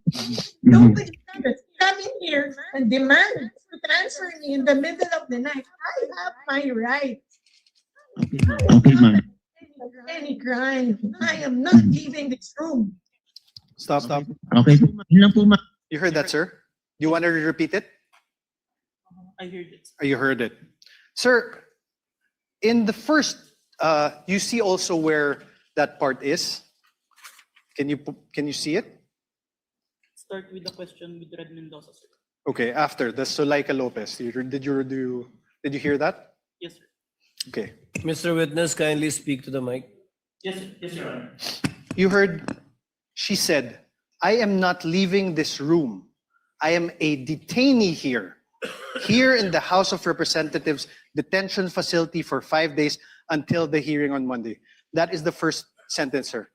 My question is this.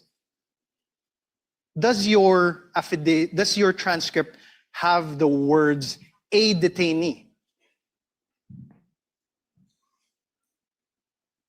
Can you repeat the video, sir? Okay, let's do it. Please repeat. Please play for the video Is again, please. instructed to kindly play the video timestamp identified by counsel for respondent. You're going to trigger na po ba, ma'am, the filing? I am not leaving this room. I am here in the House of Representatives detention facility for 5 days. That part that the detainee is inaudible, the only I heard. That's You why. heard the, correct? Yes. Are the words or the sounds there? The here. Huh? Here. Yes. Here. Okay. Please play. How about the last part? The last part of the paragraph. She said, "I have my rights. I am not accused of any crime. I am not leaving this room." Does your paragraph in your transcript have the word accused after not?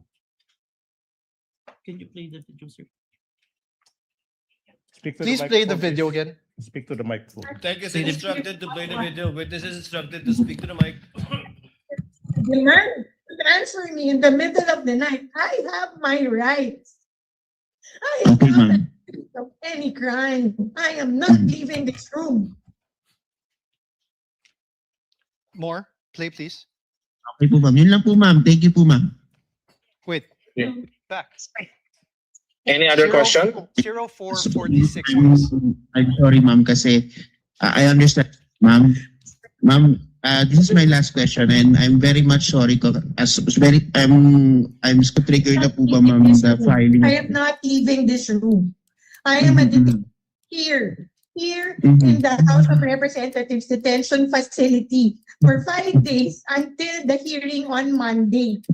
Nobody can just come in here and demand to transfer me in the middle of the night. I have my rights. I am Okay, not ma'am. accused of any crime. I am not leaving this room. Stop. Okay po, ma'am. Is the word accused in your transcript?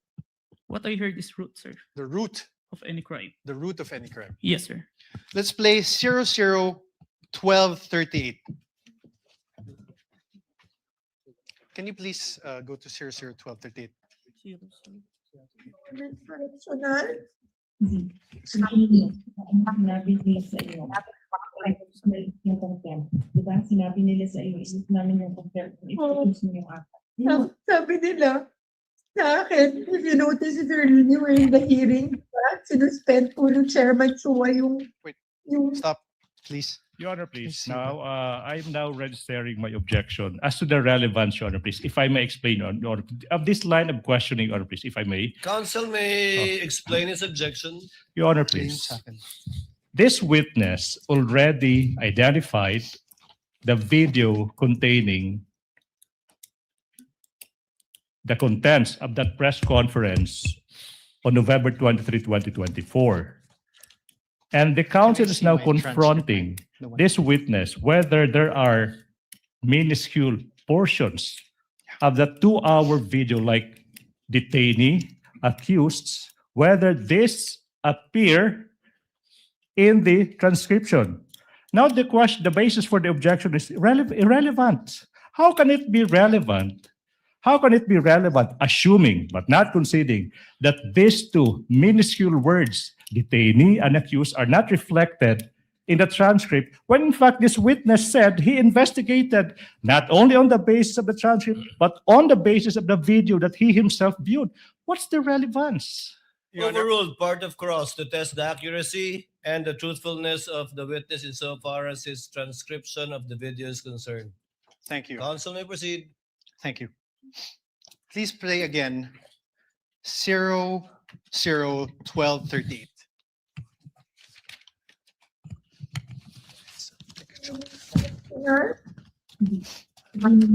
Sinabi nila sa iyo. Yung contempt. Diba? Sinabi nila sa iyo, isip namin yung contempt. Excuse mo yung act. sabi nila sa akin, if you notice it early in the hearing, di ba? Sinuspend po ng Chairman Chua yung session. Tapos, nung sinight po ako ni Congressman Castro in contempt, then after that, nag-rule sila. Tapos, then sinuspend niya. Tapos, lumapit po sila. Nag-huddle sila. And then, they called my lawyer. And then, told him na kausapin ko. So, lumapit ako. And I really apologize. I said, you know, that letter to the Commission on Audit was really a position of the agency. It is our stand. Like all, di ba? Like, meron kang points na gusto mo i-raise. We respectfully parang raised our points to the Commission on Audit. Alam ko, hindi naman po yung mali kasi that was our right as an agency. because there was an ongoing audit investigation. Pero hindi naman namin kinukuha.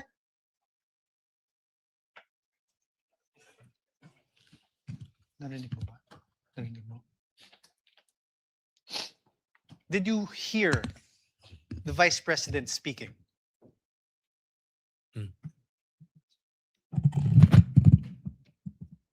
I don't hear. Can you please play again? Mr. Kalilong, you're reminded, please answer I don't hear, through sir. the microphone. Can you please play it again? MR ka, we will let you go. So we filed our MR, they did not rule on it, but suddenly they were able to come out with an order ruling to transfer me to the Women's Correctional. Sabihin niyo, sinabi nila sa iyo. Diba, sinabi nila. There. Did you hear that? There are sounds, but I can't distinguish the words. Can you play it again? Your Honor, asked and answered. What's the point? Okay, withdrawn, Your Honor. No further questions. No further question are for we this done? witness on cross. Counsel, do you have redirect? Of course, Your Honor, please, for the utter failure I of was, the I was, I was hoping you won't, but yes. for the please utter continue. failure of the respondent to Counsel, debunk. before I recognize counsel for the prosecutor, Your Honor, we Senator need Judge to strike. Tulfo Rafi is recognized. Your Honor, sorry, may I move to strike that statement of the prosecutor? How can it be, Your Honor? That's my manifestation. I'm about to answer the question of the presiding officer. We will review the journal tomorrow. I did not even hear anything Yes. that is strikeable, counsel, but we will review the journal tomorrow. Your Honor, he said for the utter failure of the respondent. Yes, Your Honor, We take I said exception for to the that. utter failure of the respondent to debunk the material points testified to by the witness yesterday. Your Honor, I'm he not is yet done. testifying. I'm I'm not not yet done either. He is I'm about to still answer the testifying. question. I'm not yet done with the answer. Counsels, please. The presiding officer has not recognized either of you. Thank you. Thank you. Kindly settle down. Senator Judge Rafi Tulfo is recognized. Thank you, Mr. Sir, you Presiding may Officer. proceed. Clarification naman po ito, Mr. Presiding Officer. Mr. Witness, what is your experience with regards to social media analytics? I have training, sir. What kind of training? I have cybercrime investigation training, sir. Okay. Are you familiar with Facebook, or do you have SOCMED accounts that would make you a little bit knowledgeable when it comes to SOCMED? Yes, sir. What is your account? What is your social media account? If I have any? an account in Facebook, Facebook. in Instagram, Okay. in X. X. So that means pretty much you're a little bit familiar with Facebook, right? Yes, Your Honor. Okay. There were concerns, Mr. Witness, whether the videos presented yesterday are AI generated or authentic. So are you experienced enough analyzing whether a video is AI generated or authentic? Yes, Your Honor. What makes you say that? Based on my experience, Your Honor, and the video itself, it's a 2 hours long. Normally, an AI-generated video will only last a short second, sir. So the video that was presented yesterday, where we saw the VP was saying something or talking to that effect. Did you do something, or what kind of system did you observe or follow to ensure whether that video was AI generated or authentic? Based on personal observation, sir. Personal observation. Yes, Your Honor. Okay, a few more questions. Therefore, will you be able to say that the video presented yesterday were AI generated or authentic? The video presented today is what it is being seen on the Facebook, sir. Okay. So based on your affidavit, you mentioned that the NBI subpoenaed some members of the media who are participants of the online press con on November 23, 2024, right? Yes, Your Honor. And subsequently, you said that you questioned and investigated these persons regarding the conduct of that press con. So based on what you gathered from your investigation, so I have a few questions, right? Yes, Your Honor. Who set up the press conference? Based on our interview, sir, it is the Office of the Vice President, sir. So it wasn't spur of the moment? Press con? I I can't confirm, sir, but it's the response of the media personnel that we interviewed. Okay, who invited the participants? If my memory serves me right, it's JC Kahinhinan, sir. Okay, who is JC? Staff of the Office of the Vice President, sir. Okay. Who are the participants and how many participants were there, if you can remember? As far as I remember, it's at least 40. 40. Okay. Were there mainstream media or anybody from the broadsheets at that time? There are, sir. There were. Yes, sir. Do you know how many? Uh, Approximately, give or take? we have the one that we have issued subpoena, sir. At least 6, sir. 6. Okay. What was the reach of the video on that very day? Like how many views on that very day, and then a few days later? Were you able to observe that?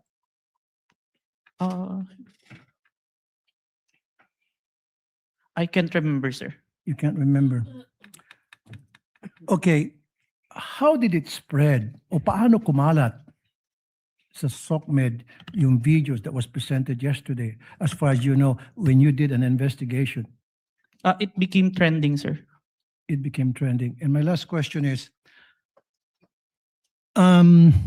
kasi in-establish dito is inciting to sedition on top of yung sa sinasabing grave threat. Ano yung mga comments na napansin mo doon sa video? Can you give us an example? One of the comments, because on the video November 23, there were mentioned about people power when asked a question by Princess Maui. Uh-huh. And the Vice President agreed, and ang laban ay wala sa EDSA, nasa Malacanang, and there are responses from the comments, but it's not documented that is agreeing, sir.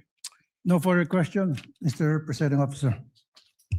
Thank you, Senator Judge Tulfo. Senator Judge Aquino, thereafter Senator Judge Pangilinan.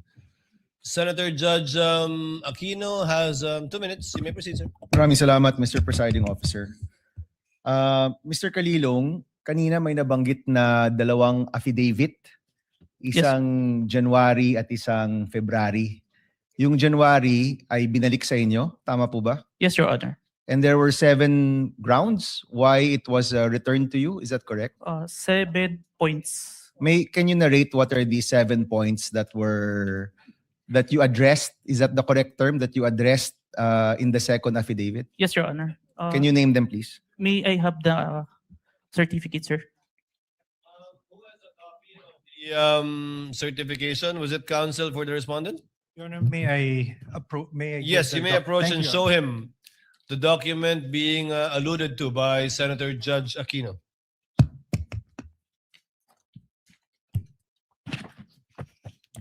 Note 1. There is no affidavit of the person who recorded the video entitled BP November 23 Presscon at Batasan through open broadcast Super Studio and in turn stored in the DVD.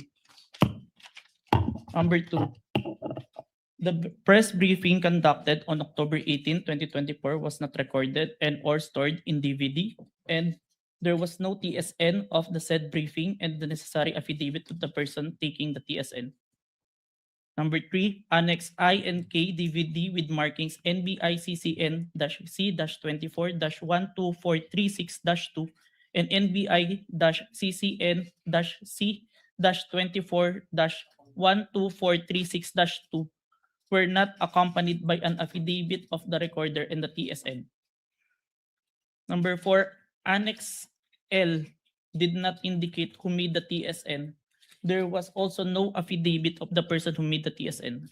Number 5, the affidavit of what Patricia Morales mentioned that she stored the footage in a USB and submitted to the NBI. However, there was no USB attached to the complaint. Only DVD was attached. There was no detail regarding the content of this DVD.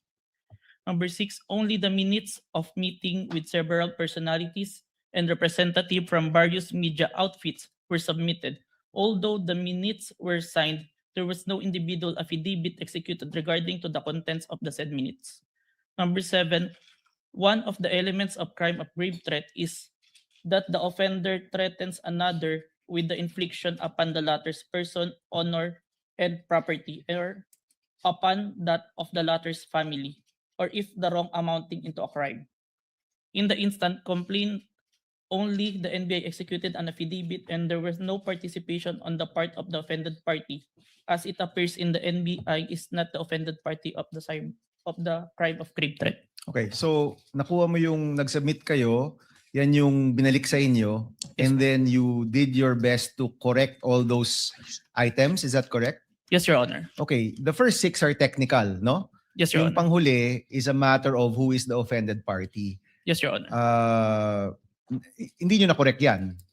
Uh, Or nung binalik ninyo, it was accepted already by the DOJ? Is that correct? there is an explanation, Your Honor, that was included in the letter of the former director, Judge Jaime Santiago, sir. Okay. And, Wherein yeah, go in ahead. in the filing for preliminary investigation, it is not required for the victim to execute an affidavit, complaint affidavit. Yan yung sir. sagot ng NBI. Yes, Your Honor. And once you submitted, it was accepted by the DOJ. Yes, Your Honor, and we received a certification, Your Honor, that our evidence is enough for preliminary investigation, sir.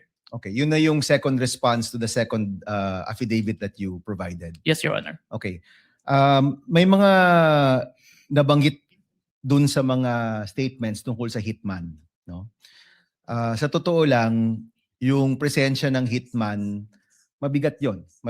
So, let me ask, are you the one who investigated just the video, or did you also investigate the presence of the hitman that was being mentioned in the videos of the Vice President? I was only tasked for the video, sir. Okay, may I direct this to the prosecution? Will you be presenting other witnesses that will pertain to this alleged hitman? As to the alleged hitman, Your Honor, please. Yes. Yes. So kayo, Mr. Kalilong, hindi kayo nag-imbestiga niyan. Wala kayong alam tungkol dun sa presensya ng hitman. Yes, Your Honor. Okay. Mr. President, I will refrain from my questions and wait for the witness pertaining to the hitman. Maraming salamat. Noted and entered into records, Senator Judge Pangilinan, thereafter Senator Judge Ontiveros, and then Senator Judge Villanueva. Thank you, thank you. You have 2 minutes. Thank you, Mr. Pangilinan. Presiding Officer. The question is to the witness. Kanina tinanong sa iyo ng defense counsel or counsel for the respondents na kung ikaw ay abogado. Ang sagot mo hindi. Yes, sir. Ikaw ba degree holder? Yes, Your Honor. Ano ang degree? Bachelor of Science in Accountancy, Bachelor of Science in Accounting Technology, and I'm a certified public accountant, sir. So you're a certified public accountant. Yes, sir. Kahapon, tinanong ko sa iyo yung training. No? Kasi nabanggit mo, nagkaroon ka ng mga training. Ang nabanggit mo kahapon, 2 weeks ng training. Yes, sir. Pero on what matter? Only on photo and video authentication, sir. Okay. Meron pa bang ibang training na ikaw ay you went through bilang expert or competent witness sa usapin ng digital technology, cybersecurity, online training? Meron ba? Yes, Your Honor. Anong mga ito? I mentioned that I have a training in Certified Computer Hacking Forensic Investigator. I have a training in Computer Forensic, Mobile Forensic, and Photo and Video Authentication training. I have also training in cybercrime investigation. We also undergone a 480 hours training on cybersecurity, and a training before we start the bureau. We have undergone the NBI Academy, which teach us all the aspects in investigation, sir. Okay, and siguro last question. Ang training na ito, puro local ba o meron ding training sa ibang bansa? I have an international, sir, recently. Ano yan? It's a training in Strasbourg. Okay. The name of the training is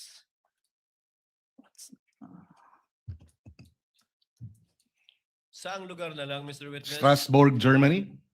France? Strasbourg, France, sir. Oh. It's a 5 days training, sir. And meron pang ibang international seminars na inattendan mo? International, sir, but it is conducted locally, the Interpol, sir. Interpol. Yes, Your Honor. Okay. I have no further questions. Thank you, Senator Judge Salamat. Molina. Senator Salamat. Judge Ontiveros is recognized. You may proceed, ma'am, and you have 2 minutes.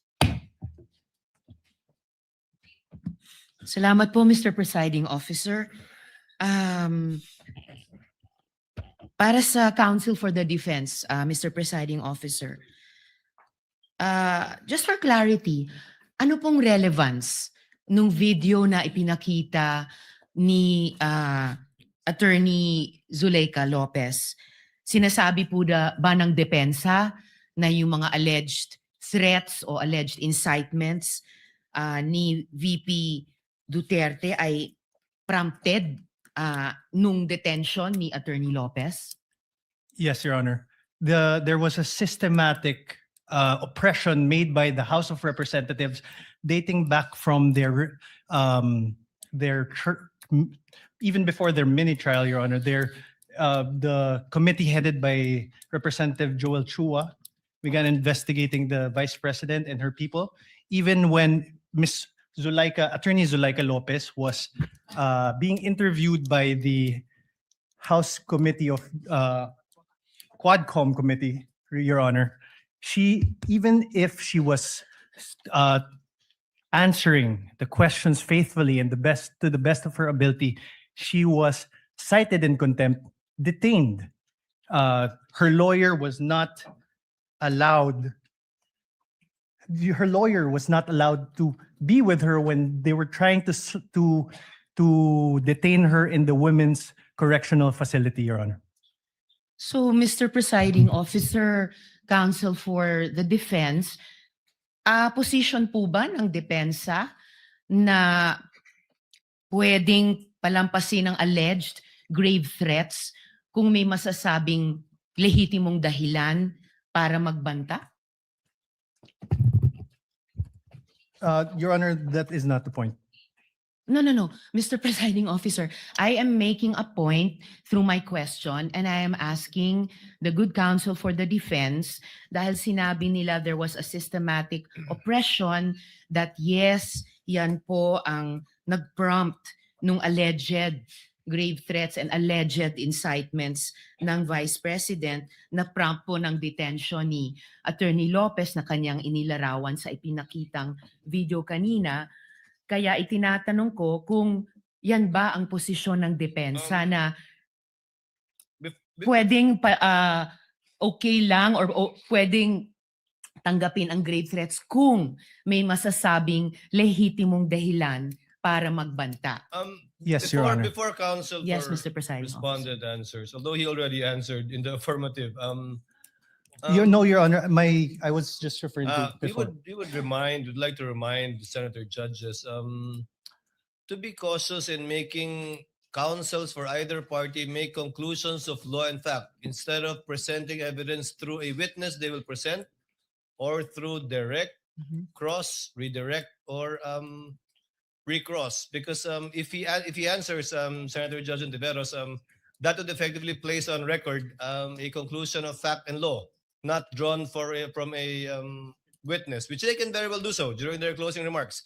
And when I allow him to speak by way of repartee to the peroration yesterday and discussion yesterday by counsel for the prosecution. But other than that, as agreed with some of the senator judges, we would try to limit the answers of the counsels for the parties. With your indulgence, Senator Judge Ontiveros, please. I submit, Mr. Presiding Thank you, ma'am. Officer, may I just in closing make of record that I also appreciated and also submitted to the ruling of the presiding officer yesterday because I appreciated that it partook of the history of impeachment proceedings in this court. Pinag-aralan ko rin po ng maigi ang mga nakaraang mga impeachment trials at di hamak na pati noon naging liberal ang pagpapahintulot nila sa mga katanungan ng mga senator judges para lang mas maliwanagan ang iba't ibang punto. So I again thank the good presiding officer and again reiterate my submission to his ruling and thank the good counsel for the defense for his response. We thank Senator Ontiveros for Thank you. indulgence and understanding. Senator Villanueva. And thereafter, Senate President Gatchalian. You may proceed, sir. You have 2 minutes. Thank you, Mr. President, Mr. Presiding Officer. May I just point out something to the witness? Mr. President, Your Honors, the witness mentioned yesterday that reported statements of the Vice President were referred to the Presidential Security Command and evaluated in coordination with the National Security Council. Just to assist the court in evaluating the relevance and weight of the government security response in determining whether the respondent's conduct constitutes an impeachable offense. May we know from the witness could the witness explain yung threats po ba, how threats against the president are ordinarily assessed by the government? Kasi dito yung lumalabas yung pag-weigh natin whether or not meron bang bigat yung threat o ito'y ordinaryong threat na nangyayari sa pang-araw-araw nating buhay. Specifically, Mr. Witness, what factors are taken into account in evaluating a reported threat and in determining appropriate measures? I can't answer on the part of the NSC or TNO because I'm not part of the institution. In your in your capacity as an In my agent? capacity, Yes.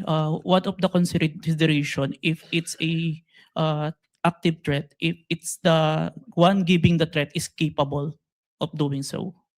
Meaning, If someone high-ranking officials, and if you say an high-ranking can have official, a capability or power over to implement those such threat, it is considered, sir. example, a mayor, perhaps? Would you say a high-ranking official?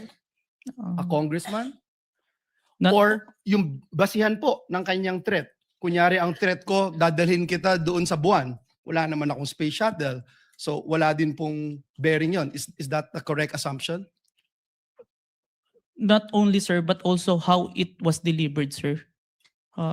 Like what was mentioned in that I mentioned previously, it was mentioned that no joke, no joke. It's a serious.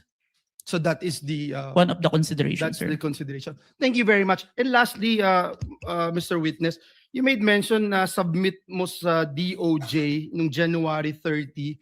Is it the same affidavit that you submitted to the HOR?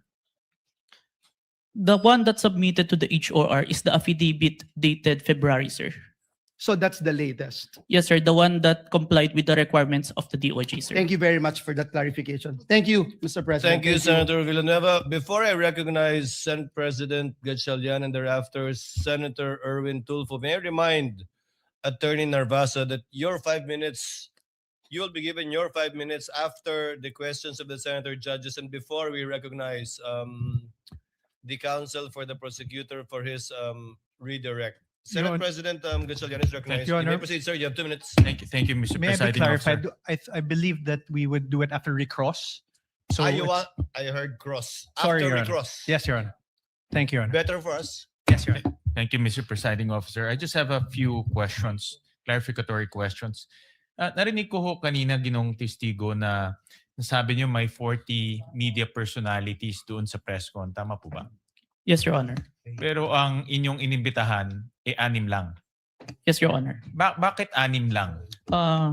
The 40, we see the number of participants, but the number of person who asked the Vice President during that time, it's limited. And we consider who we sure that is present during that time, Your Honor.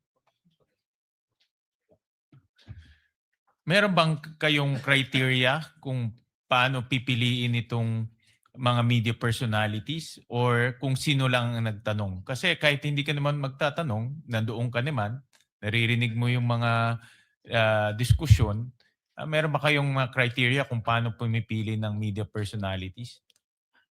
Yung sure po namin na present during that time. Kasi kapag hindi po kasi kayo nagtanong, hindi po magpa-pop up yung mukha nyo tsaka yung pangalan nyo. Okay. At itong mga anim na sinupinan ninyo, ano yung kanyang common statement na ibinigay? Kinonfirm po nila na present sila during the November 23, 2024 press conference, and yung utterance po ni Vice President narinig po nila. Okay, I believe ilan dito sa mga personalities ay ipapatawag rin. So tatalon ako sa ibang topic.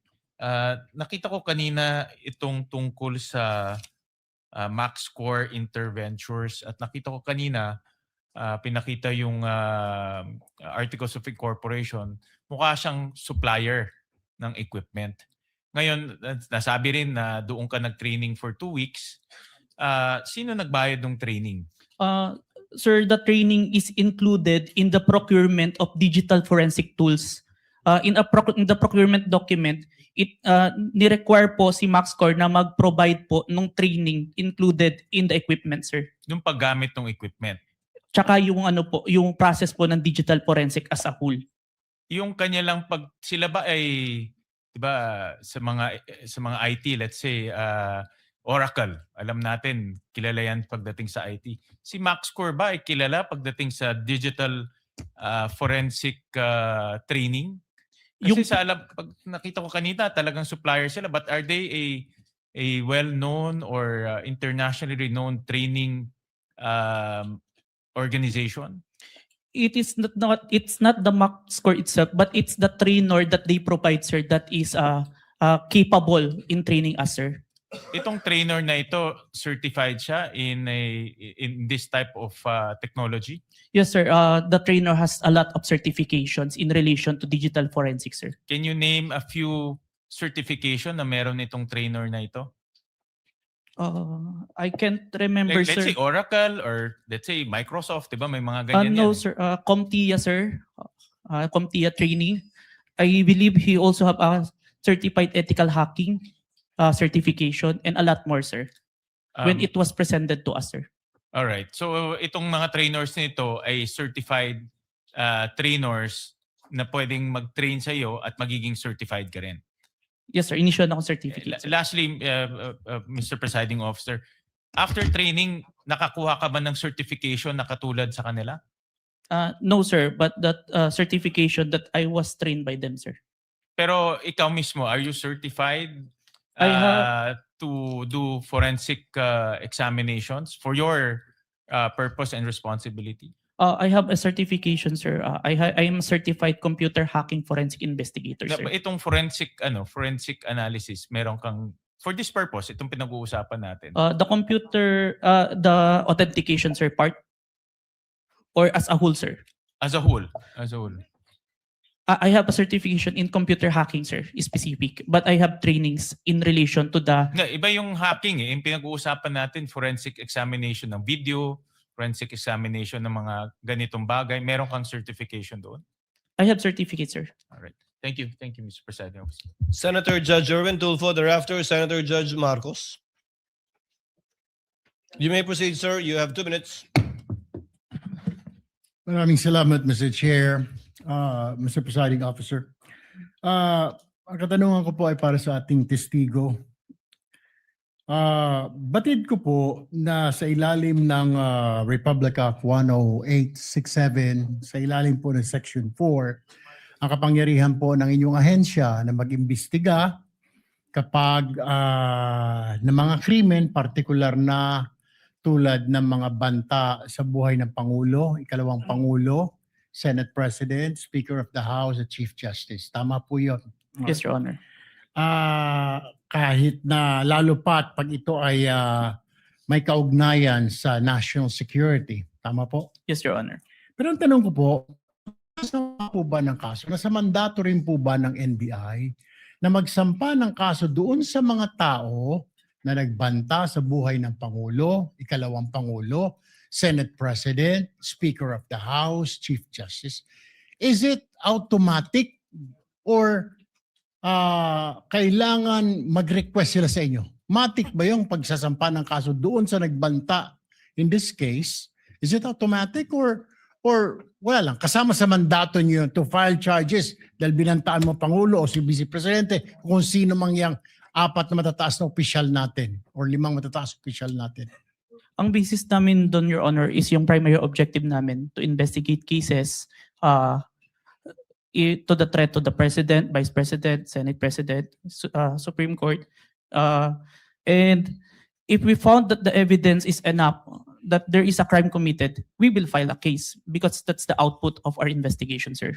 Kahit po ba na hindi yung biktima, in this case yung Pangulo, biktima ng threat, kahit na hindi siya nagreklamo, automatic po yun? Kahit na hindi siya nagreklamo sa inyo? Yes, Your Honor. Okay. Hindi nyo na siya kailangan tanungin pa na, Sir, gusto nyo po bang kasuhan namin ito? Wala nang gano'n. You will never ask. Sabihin natin, hindi lang Pangulo, Vice Presidente. Nangyari din sa Vice Presidente o sa Speaker of the House, sa Senate President o sa Chief Justice. Hindi nyo naman lang siya afford to ask him like, Sir, will you go to the process? Kasi magpa-file ka po ng mga affidavit. This is a long process, etc. Kahit na Pangulo ka po, may pipirmahan ka mga affidavit.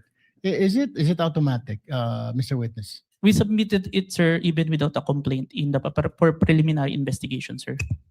No further questions, Mr. President. Thank you, Senator Judge Erwin Tulfo. Senator Judge Marcos is recognized. You may proceed, ma'am, and you have 2 minutes. Yes, maraming salamat. Mahal na namumuna. Hihingi lang po ako ng dokumento para mas madali nating sundan ang mga pangyayari. Nalilito lahat pagkat wala po kaming papel. At ang nabigay sa amin, eto, Annex FFFGGG. Nalilito po kami kung alin dito yung mga papel.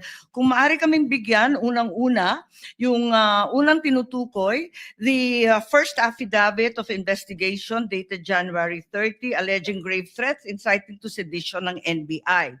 Ikalawa, yung napasok na yata sa record, pero nais rin namin bilang Senator Judge na magkaroon ng kopya ng DOJ certification signed by Prosecutor Bandung February 5 na nagbigay ng 7 grounds na insufficient for preliminary investigation.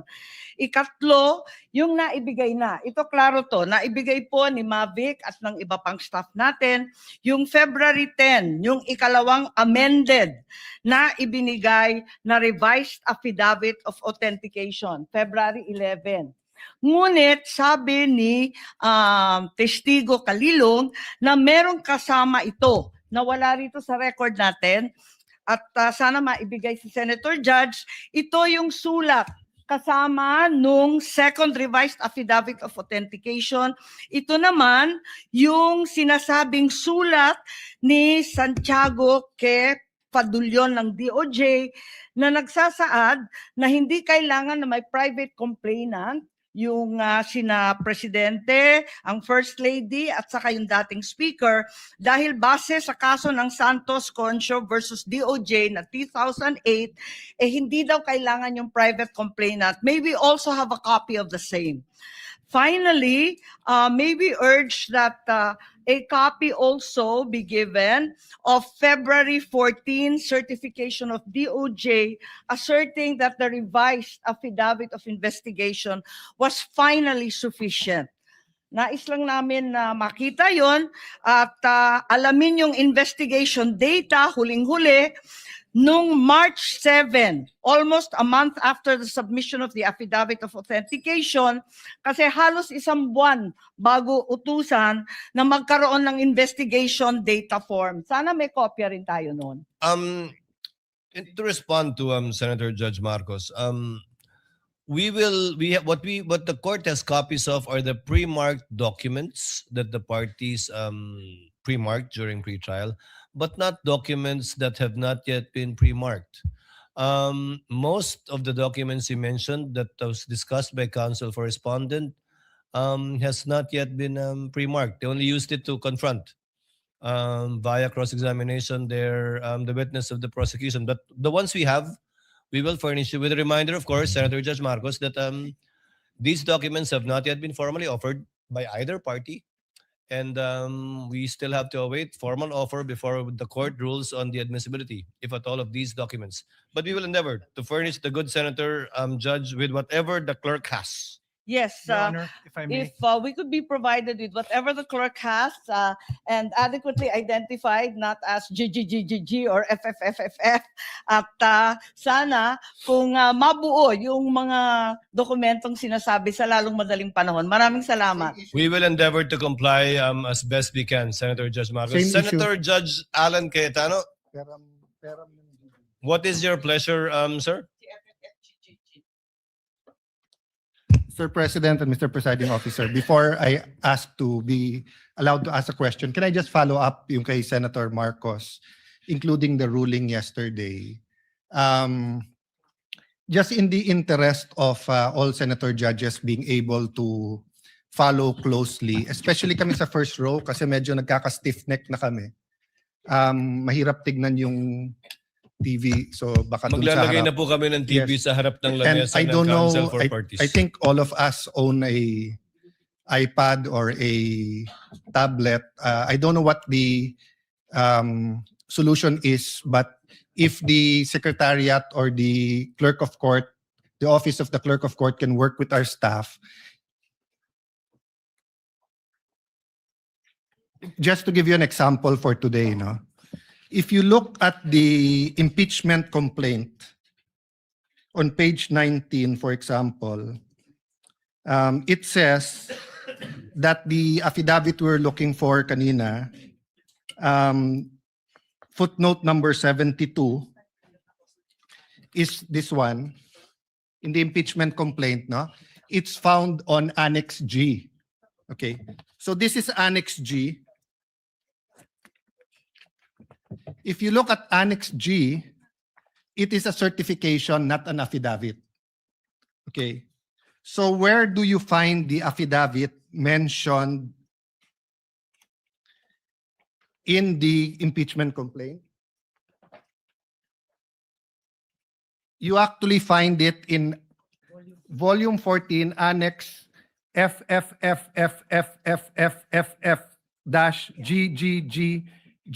FFFFFFFF-GGGGGGGG. So before I can even That's not say dash, that, that's FFFFFFF to GGGGGG. yes. So even before we finish saying that, Your Honor, Mr. Presiding Judge, medyo mahirap. To further complicate, the annexes when delivered to us was labeled annexes. And then when it was pre-marked, iba na yung marking. That is correct. Okay. So to clarify, I'm not asking both the prosecution and defense to give us any documents in advance that will prejudice their presentation or the rebuttal. I do understand that it has to be offered, but to speed things up and to make sure we understand, in the same manner that they're asking the witness to examine it, maybe we can be given a copy to examine at the same time, whether digital or actual copy. I don't want to impose upon them to print 24 copies. But again, anyway, it's Wednesday. We have Thursday, Friday, Saturday, Sunday for our staff and the clerk of court to meet. I think we already have a solution for you, Senator Judge Cayetano, as well as for Senator Judge Marcos.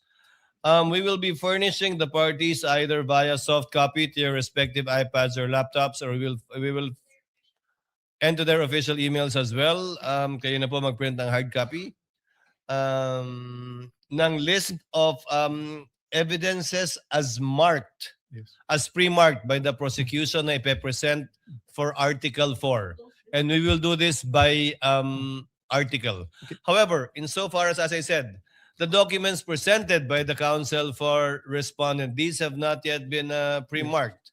But I don't think there's anything wrong with asking for a copy from the counsel for respondent. On that point, for our guidance, whether or not the same will be offered without prejudice to respond to On counsel that for point- respondent, deciding on whether or not they will offer it at the appropriate time. on that point, Mr. Presiding Officer, even if it's pre-marked, if it will prejudice their presentation, I don't mind it be given in real time.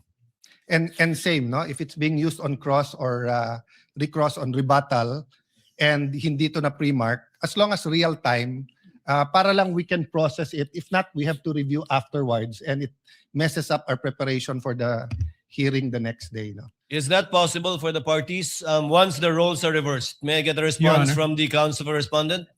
Your Honor, first we'll clarify everything that was showed today was pre-marked by the respondent. That's not my understanding because the DOJ letter you pre-marked is different from the DOJ letter that we have pre-marked. But we'll verify. So everything was pre-marked? Yes, Your Honor. But you presented a document that was not pre-marked either by the prosecution or the defense. Walang marking eh. I presented all that. So if it was pre-marked, it's our lookout. Then then there's no problem furnishing the senator judges with a copy of the same. We have no problem with that, Your Honor. Senator Judge Alan Cayetano's concern has no basis if it was all pre-marked. Apparently, it was our oversight. Yes. Counsel for the prosecutors, would that be possible Yes. to furnish it? I think what counsel for respondent did earlier helped us out a lot. Furnish plastering it on the screens, whatever affidavit you were presenting. I think counsel for the prosecutors should do the same. Yes, Hindi naman Mr. bawal Presiding Officer. magkopyahan dito eh. Okay lang. Senator Judge Cayetano? Thank you. Yeah, and just to clarify, the 2 minutes is the question, not including Yes, the yes, of answer. course. No? You So, have 2 minutes if you want to if start they- with asking questions. yes, if they ask to repeat the question, please don't count that. No, 2 minutes is long will- with short questions, but many of us want to get to the bottom of it, end up only asking 1 or 2 questions. So just a little bit We liberality. will be lenient, Yes. Thank you. Senator Judge Thank you Alan very much. Cayetano. You Appreciate may it. proceed, sir. You Yeah. have 2 minutes.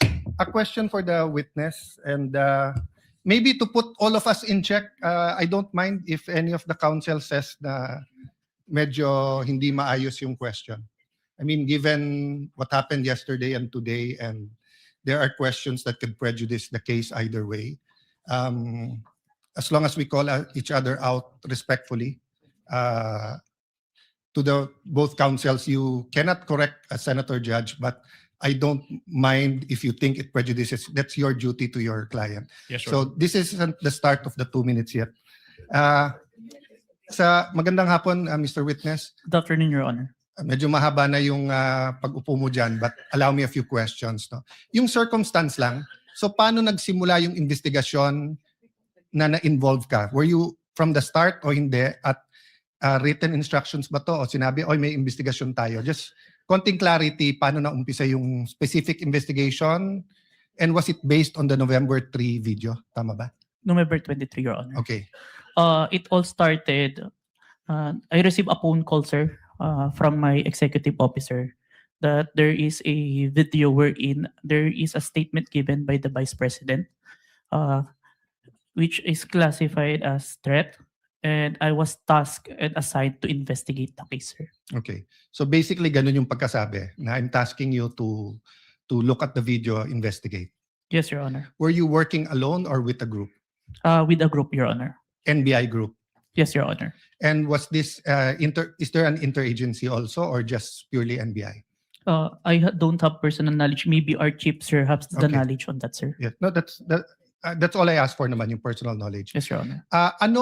So pakiulit mo yung sinabing, how exactly sinabi sa'yo na tignan mo yung video, imbestigahan mo, or may statement? So, to be specific, sir, as far as I remember,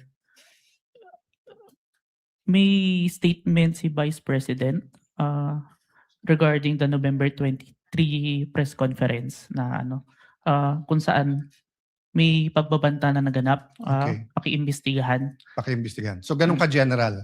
May Yes po. pagbabantang naganap, pakiimbestigahan. Yes po. And you proceeded by watching the video. Yes, Your Honor. And when you watched the video, you got to the part na may pagbabanta. No, Your Honor. I first don't know which part of that. So you watched the whole video, of course. First, the clippings, Your Honor. Okay. Then I look for the whole video, Your Honor. Then you watched the whole video. Yes, Your Honor. And thank you for your honesty. So after the clipping, tapos the whole video, what did you do next? You reported or you made your recommendations? I don't understand the process lang kasi. Upon identifying the whole video, I informed my executive officer that I identified the video, Your Honor. And then yung sinabi mo yesterday, then you started looking for patterns That's why you looked at yung dating mga video ni Vice President. Yes, Your Honor. So you started investigating the threat against the President, the First Lady, and the former Speaker of the House. Yes, Your Honor. Did you investigate the threat against the Vice President? We tried, Your Honor. How did you try? It is included in our letter to the Vice President, Your Honor. That's why we're inviting her to proceed to our office to investigate the threats to her life, Your Honor.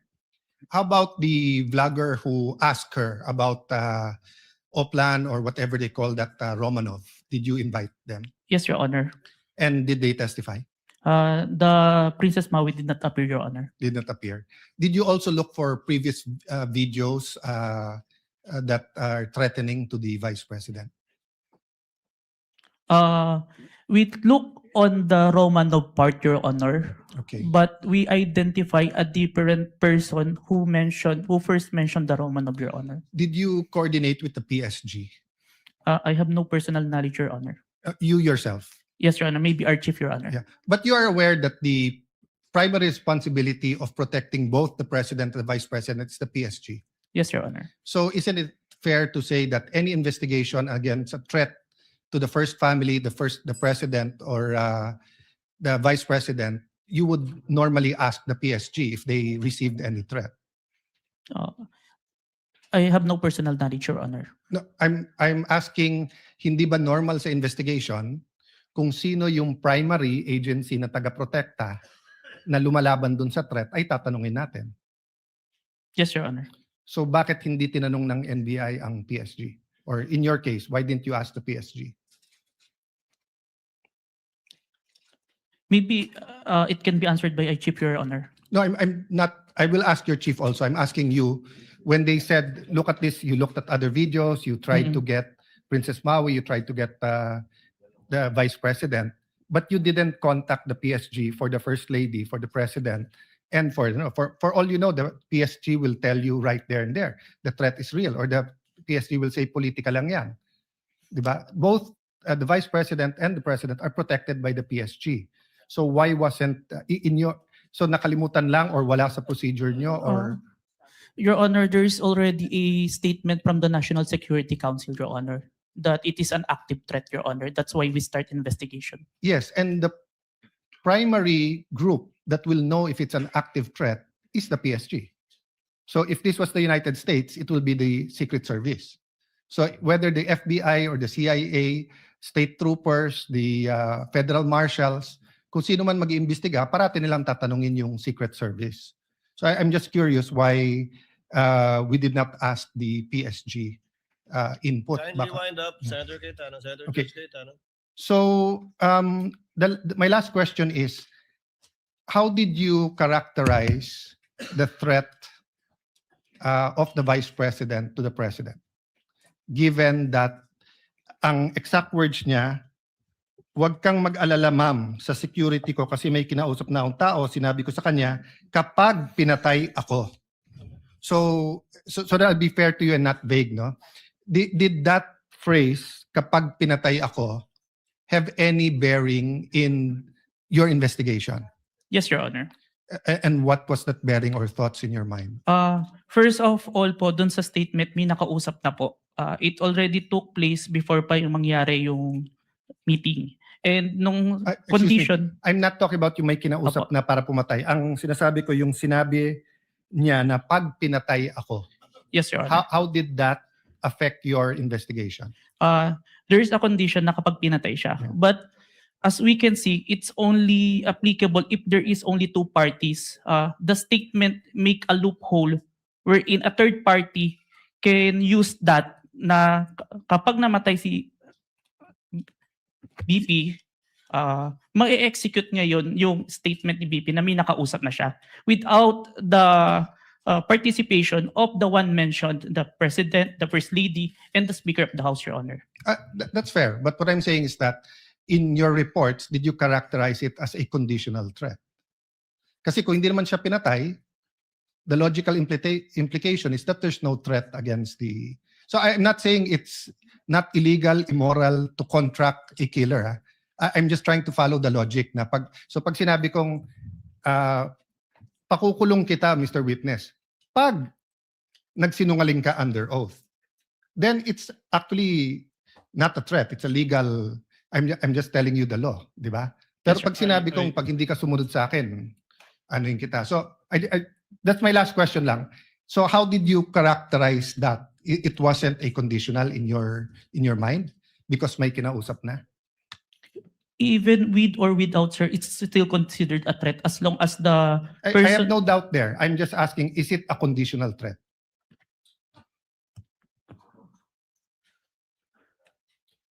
Based on our affidavit, sir, I believe it's conditional, which...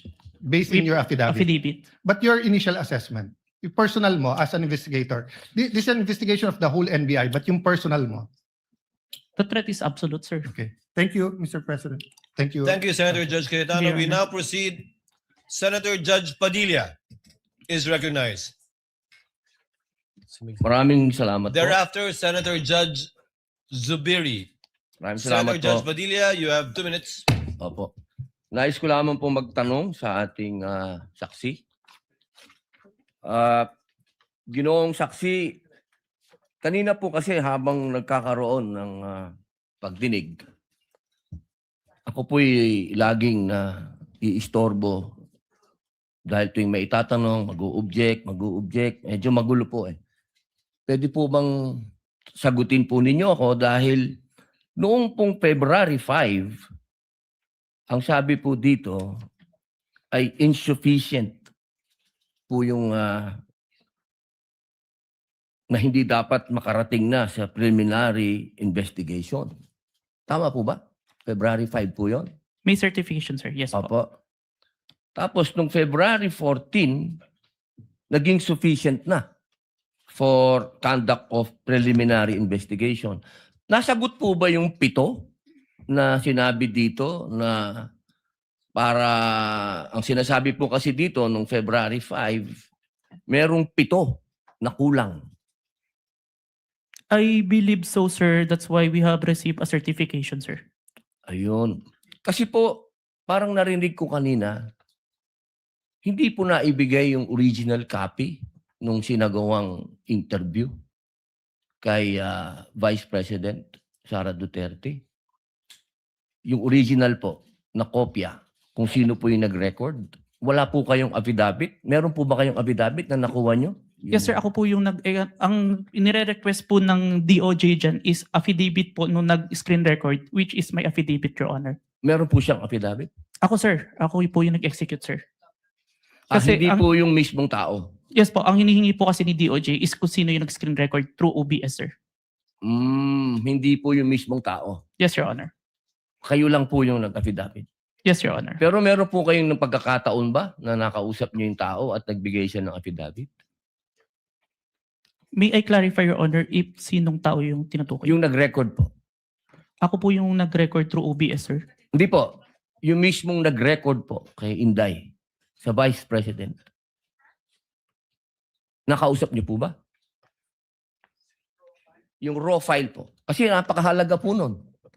Kasi doon po natin malalaman kung original ba o hindi. The video itself, sir, is publicly available. That's why I performed the recording, sir. Opo. Pakisagot na lang po, mahal na saksi, kung nakuha niyo po ba yung original. Yung original, hindi po yung galing sa internet. The original, no, sir. Yun lamang po. Maraming salamat po. Thank you, Senator Judge Padilla. Senator Judge Zubiri, you are recognized, sir. You have 2 minutes. Maraming salamat to our presiding officer.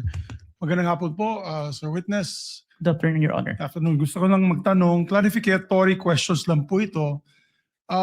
Dito ba sa ating bansa, dahil tinatanong ko po ito sa inyo, dahil kayo po investigating body, sa ating bansa, meron bang specific law pagdating sa mga banta sa Pangulo, Pangalawang Pangulo at kanyang mga successors? Or yan ba'y pasok lang sa grave threats, which is applied sa lahat? Applicable sa lahat ng tao? Based on my personal knowledge, sir, it's only on the grave threat, Your Honor. Which is applied to everyone, if I'm not mistaken. No? Kasi sa batas sa Amerika, sa Estados Unidos, meron po tinatawag na number 18 under the United States Code, Section 871. There is a specific law na pinagbabawal po itong mga threats to the president, vice president, and its successors. May jail time po ito at may fine na malaki. As a matter of fact, dito sa panahon ni Pangulong Trump, marami na po silang kinasuhan at hinabla at napasok sa kulungan dahil sa paglabag nitong batas na ito. At Secret Service po ang sumasagawa ng investigasyon. Sa atin ba dito, ang NBI ba ang nabigyan po ng kapangyarihan para gawin itong investigasyon under your new NBI code? Under our law, sir, the new NBI law, included po yung investigation to the threats to the life of the President, the Vice President, the Speaker, the Senate President, and the Supreme Court, sir. So, klaro na kayo, nasa kapangyarihan ninyo. Kasi hindi pwede sa Presidential Security Group. Hindi katulad sa Estados Unidos, yung Secret Service ang talagang nanguhuli at nag-imbestiga. Sa atin dito sa Pilipinas, ang NBI po ang nangunguna sa investigasyon. Tama po ba yan o mali? It is within our law, sir. Okay. And this is just food for thought because not only are we senator judges, we're also legislators. It may be time that we also craft a law that will be specific on threats made to the president, vice president, and its successors, meaning the Senate president, the Speaker of the House, and the Supreme Court Chief Justice. Sa Amerika kasi, sa batas po nila, and I'll just wrap up, the defendant, to secure conviction, the defendant communicated a threat, the defendant understood and intended the statement as a true threat, hindi po niya sinabi joke only in the end. And pangatlo, the defendant knowingly and willfully makes the threat. So just food for thought as legislators as well. So maraming salamat po, Mr. President. Thank you, Senator Judge Zubiri. We now proceed to where we left off. I believe that was the redirect of the counsel for the prosecutor. Just out of curiosity, without any pressure, because I promised I would declare a break somewhere in between, depending on how long your director and recross would be. I can call the break after the recross and the statement of the counsel for respondent, so that we break on a good point before we call on the last witness for today. Yes, counsel for the prosecutors. As to the question, if the prosecution will do the direct examination, The redirect. the redirect examination after the cross-examination of the defense, the prosecution decides not to conduct a redirect, Your Honor, please. Thank you, counsel for the prosecutor. Counsel for the respondent, do you want to begin to utilize your time now? Your Honor, I will turn over the mic to my co-counsel. He will also be the cross-examiner for the next witness. But Your Honor, please, sorry. May I make a manifestation, Your Honor, please, before we proceed, Your Honor, please? A manifestation as to the In statement. connection with what, counsel for the prosecutors? As to the manifestation earlier that all the documents that were confronted, that were Yes. presented to the witness, I believe that the defense said that all those exhibits were pre-marked. But based on our records, Your Honor, please, and then I hope the defense will clarify this for the record. We perused the documents and we don't see that the articles of partnership and the screenshots of the websites that were presented earlier, based on our tally, based on our records, these were not pre-marked, contrary to what the defense manifested. So we would like to seek clarification from the defense. That is correct, Your Honor. Those three documents were not Noted pre-marked. and entered into the records. Thank you so much. Given that there is no redirect and recross, counsel, can you state for the record your name? Good afternoon, Your Honors. I am Mark Sivin Luan for the Vice President. Sir, you're aware of the situation. Time was given to the counsel for the prosecutors to make a discussion about whether or not Article 4, the acts alleged in Article 4 constitute an impeachable offense. You have the same time of 4 minutes and 26 minutes, which will round. Before I allow you to continue, kawawa naman si Mr. Calilong. Mr. Witness, Mr. Calilong, Senator Judge Lacson, before we excuse.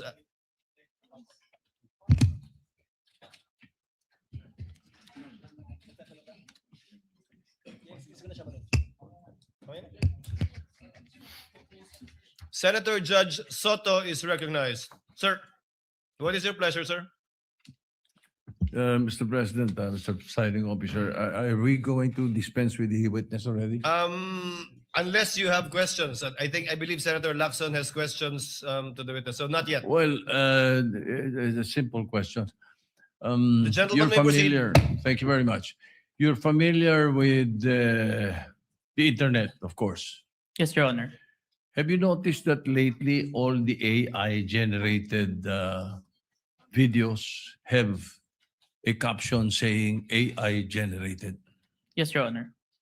Kaya pag walang nakalagay na AI-generated, siguradong hindi AI-generated? Not Yes, Your exactly. Honor. Today, Your Honor. Yes, lately, no? Lately, Your Honor. Lahat nakalagay. Pag AI-generated, nakalagay AI-generated and Meta does not allow it. Right? They allowed it, but there is a AI info part. Correct. On Let's the say post. there is a manifestation.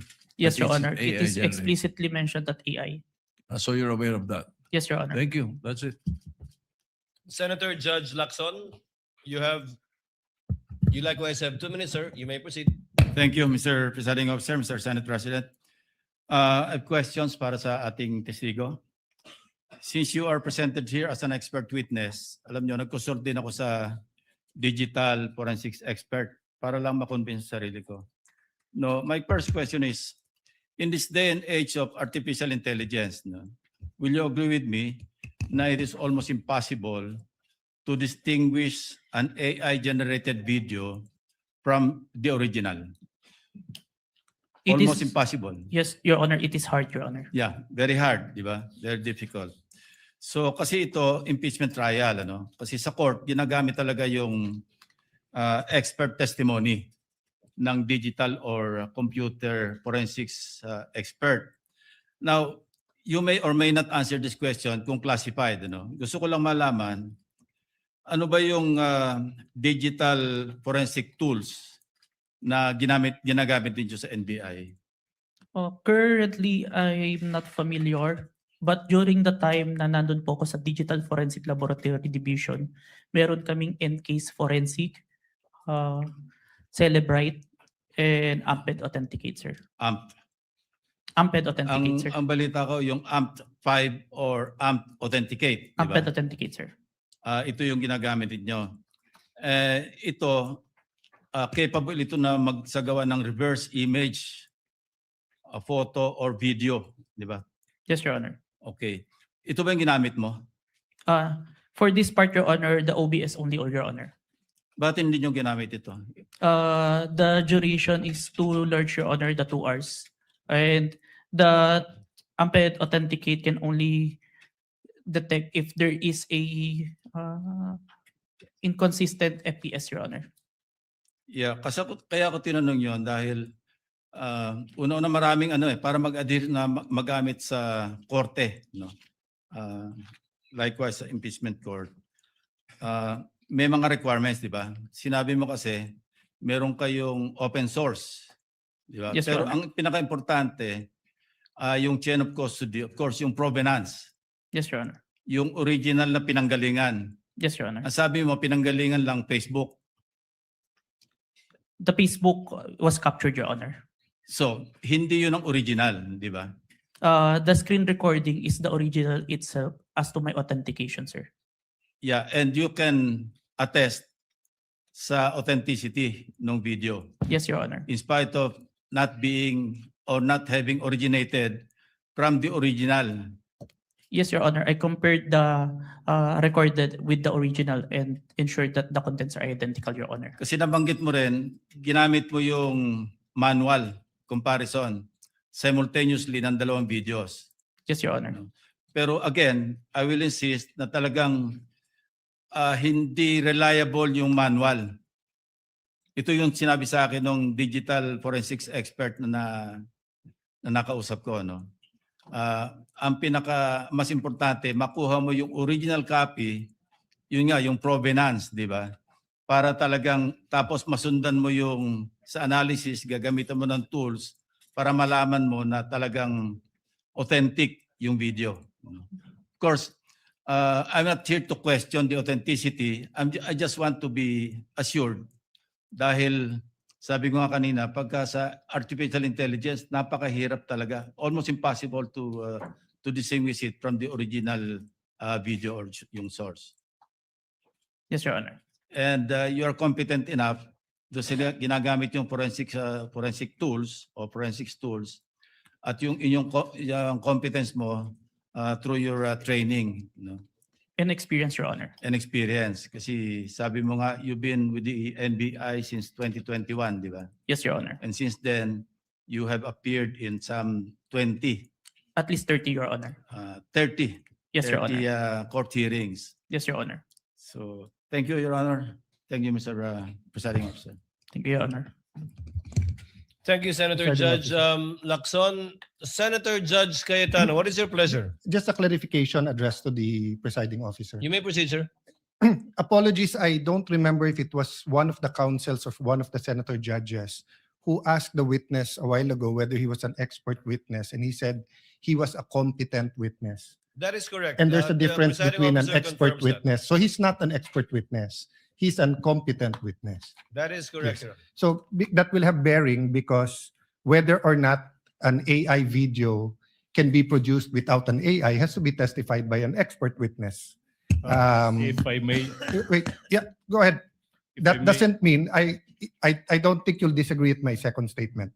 That doesn't mean that this witness is not competent to testify on that. Second point, I just like to clarify for the record, my understanding of watching the video is that it was on StreamYard, then a link was shared sa Facebook. Yes, Your Honor. So if that's the case, Mr. Presiding Officer, the original video is with StreamYard, not with Facebook, or are both original? It's Zoom, Your Honor. Zoom? Yes, Your Honor. I was informed StreamYard, but just for the record, so that later on when we review everything, someone testified to it. Duly noted. Yeah, thank you. Duly noted and entered into records. Mr. Vinluan, you have your 4 minutes and 26 seconds, but we cannot use the seconds in our timer, so just look at the clock, sir, please. Your Honor, please. Before we... Yes, Mr. Kalilong, you are excused, sir. Thank you, Your Honor. And thank you for your time and cooperation with this impeachment court. Thank you Thank so you, Your much, Honor. NBI Senior Agent John Mark Calilong. Thank you so much. Hold on, Mr. Kalilong. Yes, Senator Judge Padilla, what is your pleasure, sir? Ginoong tagapamahala ng hukumang ito, nais ko lamang po sana hingin ang mga credentials ng ating saksi kung paano po lahat ng kanyang certification, lahat upang mapatunayan po natin lahat na It's ready.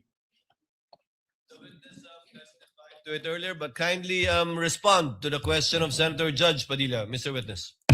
I have here, sir, my certifications during the time of my investigation, Your Honor. Can you, mahaba ba? I can read, Your Honor. Mahaba ba? Hindi. ibigay na lang po siguro sa Kindly atin. just submit it to us, yes, please. Opo, Yes, submit Your na lang po. Thank you, Your Honor. If that is okay with Senator Judge Padilla. Thank you, sir. Mr. Kalilong, you are excused, sir, and thank you for your time and cooperation with the impeachment court. Thank you, Your Honor. The presiding officer will just wait for the witness to leave the premises before recognizing Attorney Binon. Okay, Attorney Binon, you have 4 minutes and 26 seconds. You may proceed, sir. Thereafter, we will call for a 15-minute break. In the discourse yesterday, talking about VP Sara's statements in the November 23, 2024 press con, Senator Judge Risa Ontiveros stated, and I quote, "None of these statements are proof that the Vice President actually contracted an assassin or hired one. She is absolutely right." She then asked the question, why are these acts impeachable? To this question, the prosecution responded, "We understand that these statements may not actually 100% prove that she in fact contracted an assassin, end of quote. Hence, The prosecution admitted that the video does not prove any fact other than its existence. In simple words, there is no proof of any contracting of an assassin. The prosecution's admission before this honorable court made the respondent's position clear. The prosecution has no other competent evidence to prove that VP Sara contracted an assassin. Ang testimonya ni Kalilong, gaya ng iba pang ebidensya kuno ng prosecution, ay hindi sapat para patunayan ang paratang na ito. Trying to prove this stretched narrative using a hodgepodge of materials is a waste of this honorable court's time and the Filipino people's money. Si VP Sara na mismo ang nagsabi na hindi assassin ang kinausap niya. This term only came from people who took her statements out of their proper context and tried to exaggerate them for what they really meant. The truth of the matter is this: she and her family were threatened. And while her response was unconventional, it was justified. What triggered her response was a question about Operation Romanov, which is the plot to eliminate VP Sara and her entire family. The NBI's own records prove this. In the minutes of the meeting of Dempsey Reyes' interview, he said, and I quote, "May press con kasi earlier than that," sabi niya, parang hindi lang niya gusto daw, sabi lang niya gusto daw siyang patayin daw, according to her, ni Speaker. That was during a press conference the day before, November 2022. End of quote. During the virtual press con, Princess Maui mentioned Operation Romanov again and even warned her about her safety. Reyes talked about it, Princess Maui reiterated it, but the NBI gaslighted it. When VP Sara uttered those words, she was not responding as Sara Duterte, the Vice President, but Sara Duterte, the wife, mother, daughter, and sister, who only sought to protect her own and her family members' lives. Operation Romanov is in place, and the threat against their lives is real. VP Sara became the target of unauthorized intelligence and surveillance operations by government operatives that exposed her family to high-level risks and security threats, thereby causing intense trauma and uncontrollable fear. Her homes in Davao and Manila were profiled, and this is proven by classified casing reports. Her trusted security personnel were removed. Her schedule of official functions, like the one in Naga, was leaked by intelligence agents, and her security was heavily compromised. In sum, the prosecution was right in using the term culmination. But the prosecution's interpretation is wrong. Rather, when VP Sara left the administration, she suffered various forms of threats and harassment for many months from the powers that be, and the culmination was her statement on that fateful early morning in November 2024. She didn't commit an impeachable offense. She drew the line in the sand and said, "Enough is enough." That is the meaning, and that is the context. Finally, as to the alleged grave threats and inciting to sedition, these are defined by the revised penal code and are punishable by prisión correccional. Thus, these fall under the jurisdiction of the MTC or first-level courts.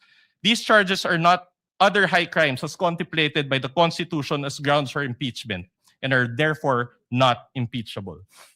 After all, VP Sara was fighting two important battles that day. One against the threat to her family's life, and another against the life of the ordinary Filipino, constantly suffocated by the immense weight of corruption, which she talked about during the press con. She never incited sedition. She merely echoed the voice of ordinary Filipinos. Her message that day only reflected what was already in their hearts and minds. There was no betrayal of public trust. She actually upheld the people's trust as she spoke for and behalf of the people. Thank you, Your Honor. Thank you, Attorney Vidluan. Chair declares the 50th. Senator Judge Bam Aquino, before we declare a recess. Yes, just a quick manifestation, Mr. You President. may proceed, sir. Tapos na po tayo sa unang witness. It's taken us maybe a total of 9 hours for the first witness. Ito ho, isang pakiusap sa parehong grupo. Alam ko po may kanya-kanya tayong estilo, may kanya-kanya tayong strategy, but if possible, can we allow the testimonies to be heard? Can we have proceedings that will go straight to the point? Kasi po nanonood ang taong bayan, pati po kaming mga senator judge. Gusto rin ho naming makita itong mga proceedings, yung mga ebidensya na mas madali ring maintindihan. So ito naman po, di ho namin pwede itong idikta sa inyo. But if possible, the succeeding witnesses, and we have a long list, this goes for both parties by the way, let's have proceedings where we can go straight to the point, malaman natin yung puntos ng bawat grupo para makapag-desisyon rin po tayo ng maayos. Ito po this is a plea, no? This is not an order to both parties, but if we can, this is the People's Tribunal, we're watching, everybody's watching, sana po, payagan natin na lumabas yung mga katotohanan, lumabas yung mga ebidensya upang maging mas madali at mas kaaya-aya po yung ating proceedings. Yun lang po, Mr. President. Thank you so much. Noted and entered into the record. Chair would like to give Senator Bam, bibigyan ko ng konting pag-asa sa Senator Bam. Usually, ang mga paglilitis tulad nito, parang diesel yan. Sa simula, syempre dahil una pa lamang, nagkakasanayan, nagkakaestimahan, pero bibilis at bibilis ito sa pagdaloy din ng ilang araw lang ng trial natin. And you will be able to see that the next couple of days. Chair declares a 15-minute recess. We Your all Honor, come please. back. Your Honor, Yes, please. counsel for the prosecutor. Before the declaration of recess, I suppose that the reason is for the presentation of the next witness for Yes. the prosecution. We manifest, Your Honor, that John Mark Calilong will be our witness for this afternoon. We'll be presenting the next witness during the next hearing on Monday, Your Honor, please. You won't present Attorney Lotok anymore? Yes, today? Your Honor, on Monday, Your Honor, please. We will utilize the 11 days allotted to Article 4 for the prosecution, Your Honor, please. So, no Attorney Lotok today? Today, we'll do that on Monday, Your Honor, please. So, Your Honor. Your Honor. Chair would like to, I guess there's no need to declare a recess. Yes, Your Senator Honor, Judge please. Lacson, Your thank you Honor. for that manifestation. Yes, counsel for the respondent. Your What Honor, do you want maybe to say? just clarified if Attorney Lotok is the witness on Monday because they had already Yes. disclosed the witness. I was about to ask that question. Yes, Your Honor. Attorney Thank you, Jeremy Your Lotok will be presented On by the Monday? prosecution on Monday, Your Honor, please. Likewise, can you name us, you manifested that you will also be presenting next week or requesting a subpoena to,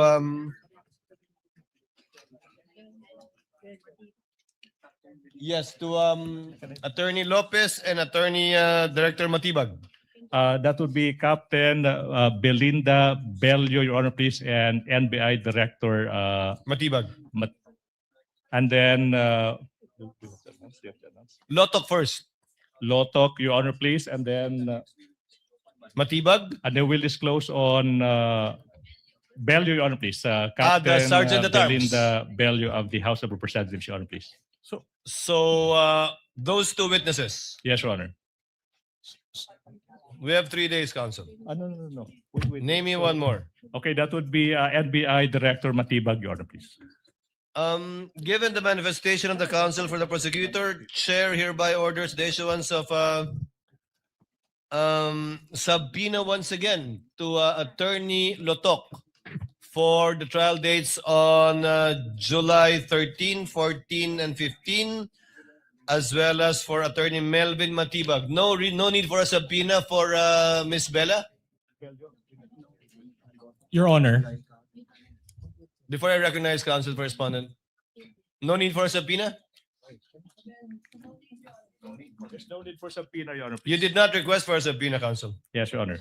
So no need. No need, Your Honor. You will produce, can you state the name again for the record, counsel? Can you state for the name of the witness again for the record? Your Honor, the first witness will be Captain Belinda Bello. That would be Attorney Jeremy C. Lotok. Number 2 is Captain Belinda Bello. And number 3, NBI Director Matibag. And number 4. Thank you. That's for no. Thank For you, next counsel. week, those are the witnesses, Your Honor, please. Thank you. Counsel for respondent, Your what Honor, is your pleasure? Your Honor, considering the change in schedule, may we just confirm if that is the exact order of presentation next week? I believe so. The chair would like to be the one to confirm that. To reiterate, Your Honor, may I be recognized? I apologize. yes, the member of the panel of prosecutors, Representative Defensor, what is your pleasure, sir? Your Honor, may I just correct, since the private counsel is under the direct supervision and control of the Yes, of counsel and course. prosecutors. For Monday, Your Honors, we will be presenting Attorney Jeremy Lotok. For Wednesday, we will be presenting or Tuesday, we'll be presenting Attorney Zulaika Lopez. And for Wednesday, our third witness, we will be presenting Captain Belinda Bello. Captain Belinda. So Director Matibag is not yet going to be presented next week. Not yet, Your Honor. We will manifest on Monday if we can consider him for the Wednesday's session, depending on how the trial goes or how long the testimonies will take for both parties. Noted. What is the pleasure of counsel? Chair would like now to discuss and dispense with some administrative matters. The BIR box, which the chair ordered to be returned on July 6, has actually been returned to the BIR, sealed, untouched, and duly received accordingly. And the counsel for the prosecutors have filed a motion for the issuance of subpoena duces tecum ad testificatum to the BIR concerning this box. Has a copy been furnished to the counsel for the respondents? None yet, Your Honor. None yet? I thought, yes. Your Honor, we confirm that we emailed a copy to the respondents. Last Kindly Monday, check Your Honor. so that we can dispense with the need of reading the subpoena. Having said that, given that this has been put in issue rather in the pre-trial brief of both parties, there is counsel for respondent, we will accord the same treatment to this with respect to the subpoena, request for subpoena for the bank accounts of the spouses, Vice President Sara Duterte and Attorney Mans Carpio. Therefore, the presiding officer orders both parties to submit a memoranda on the subject matter of the subpoena of the BIR records on Monday. And we will also schedule the oral arguments for deciding on this issue together with the bank records on Wednesday. Each party will be given 10 minutes without prejudice to a rebuttal and or a rebuttal by the other side for another 3 minutes before the court shall decide. We will comply, Your Honor. We will comply, Your Honor. Thank you. So ordered. In regard to the request for the issuance of a motion for subpoena, asan yun?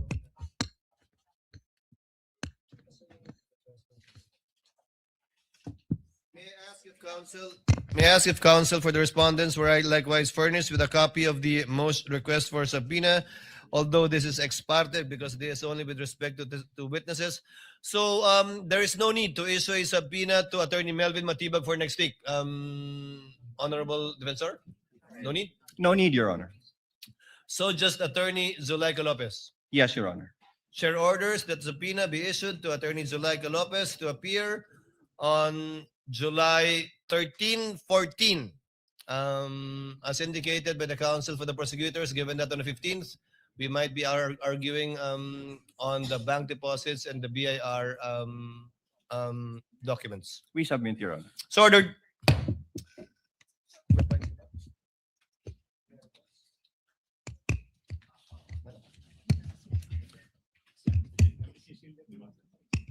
There being no other matters for consideration by the court, and given that the counsel for the prosecutors have manifested that they will no longer present Attorney Lotok today, but rather on Monday, the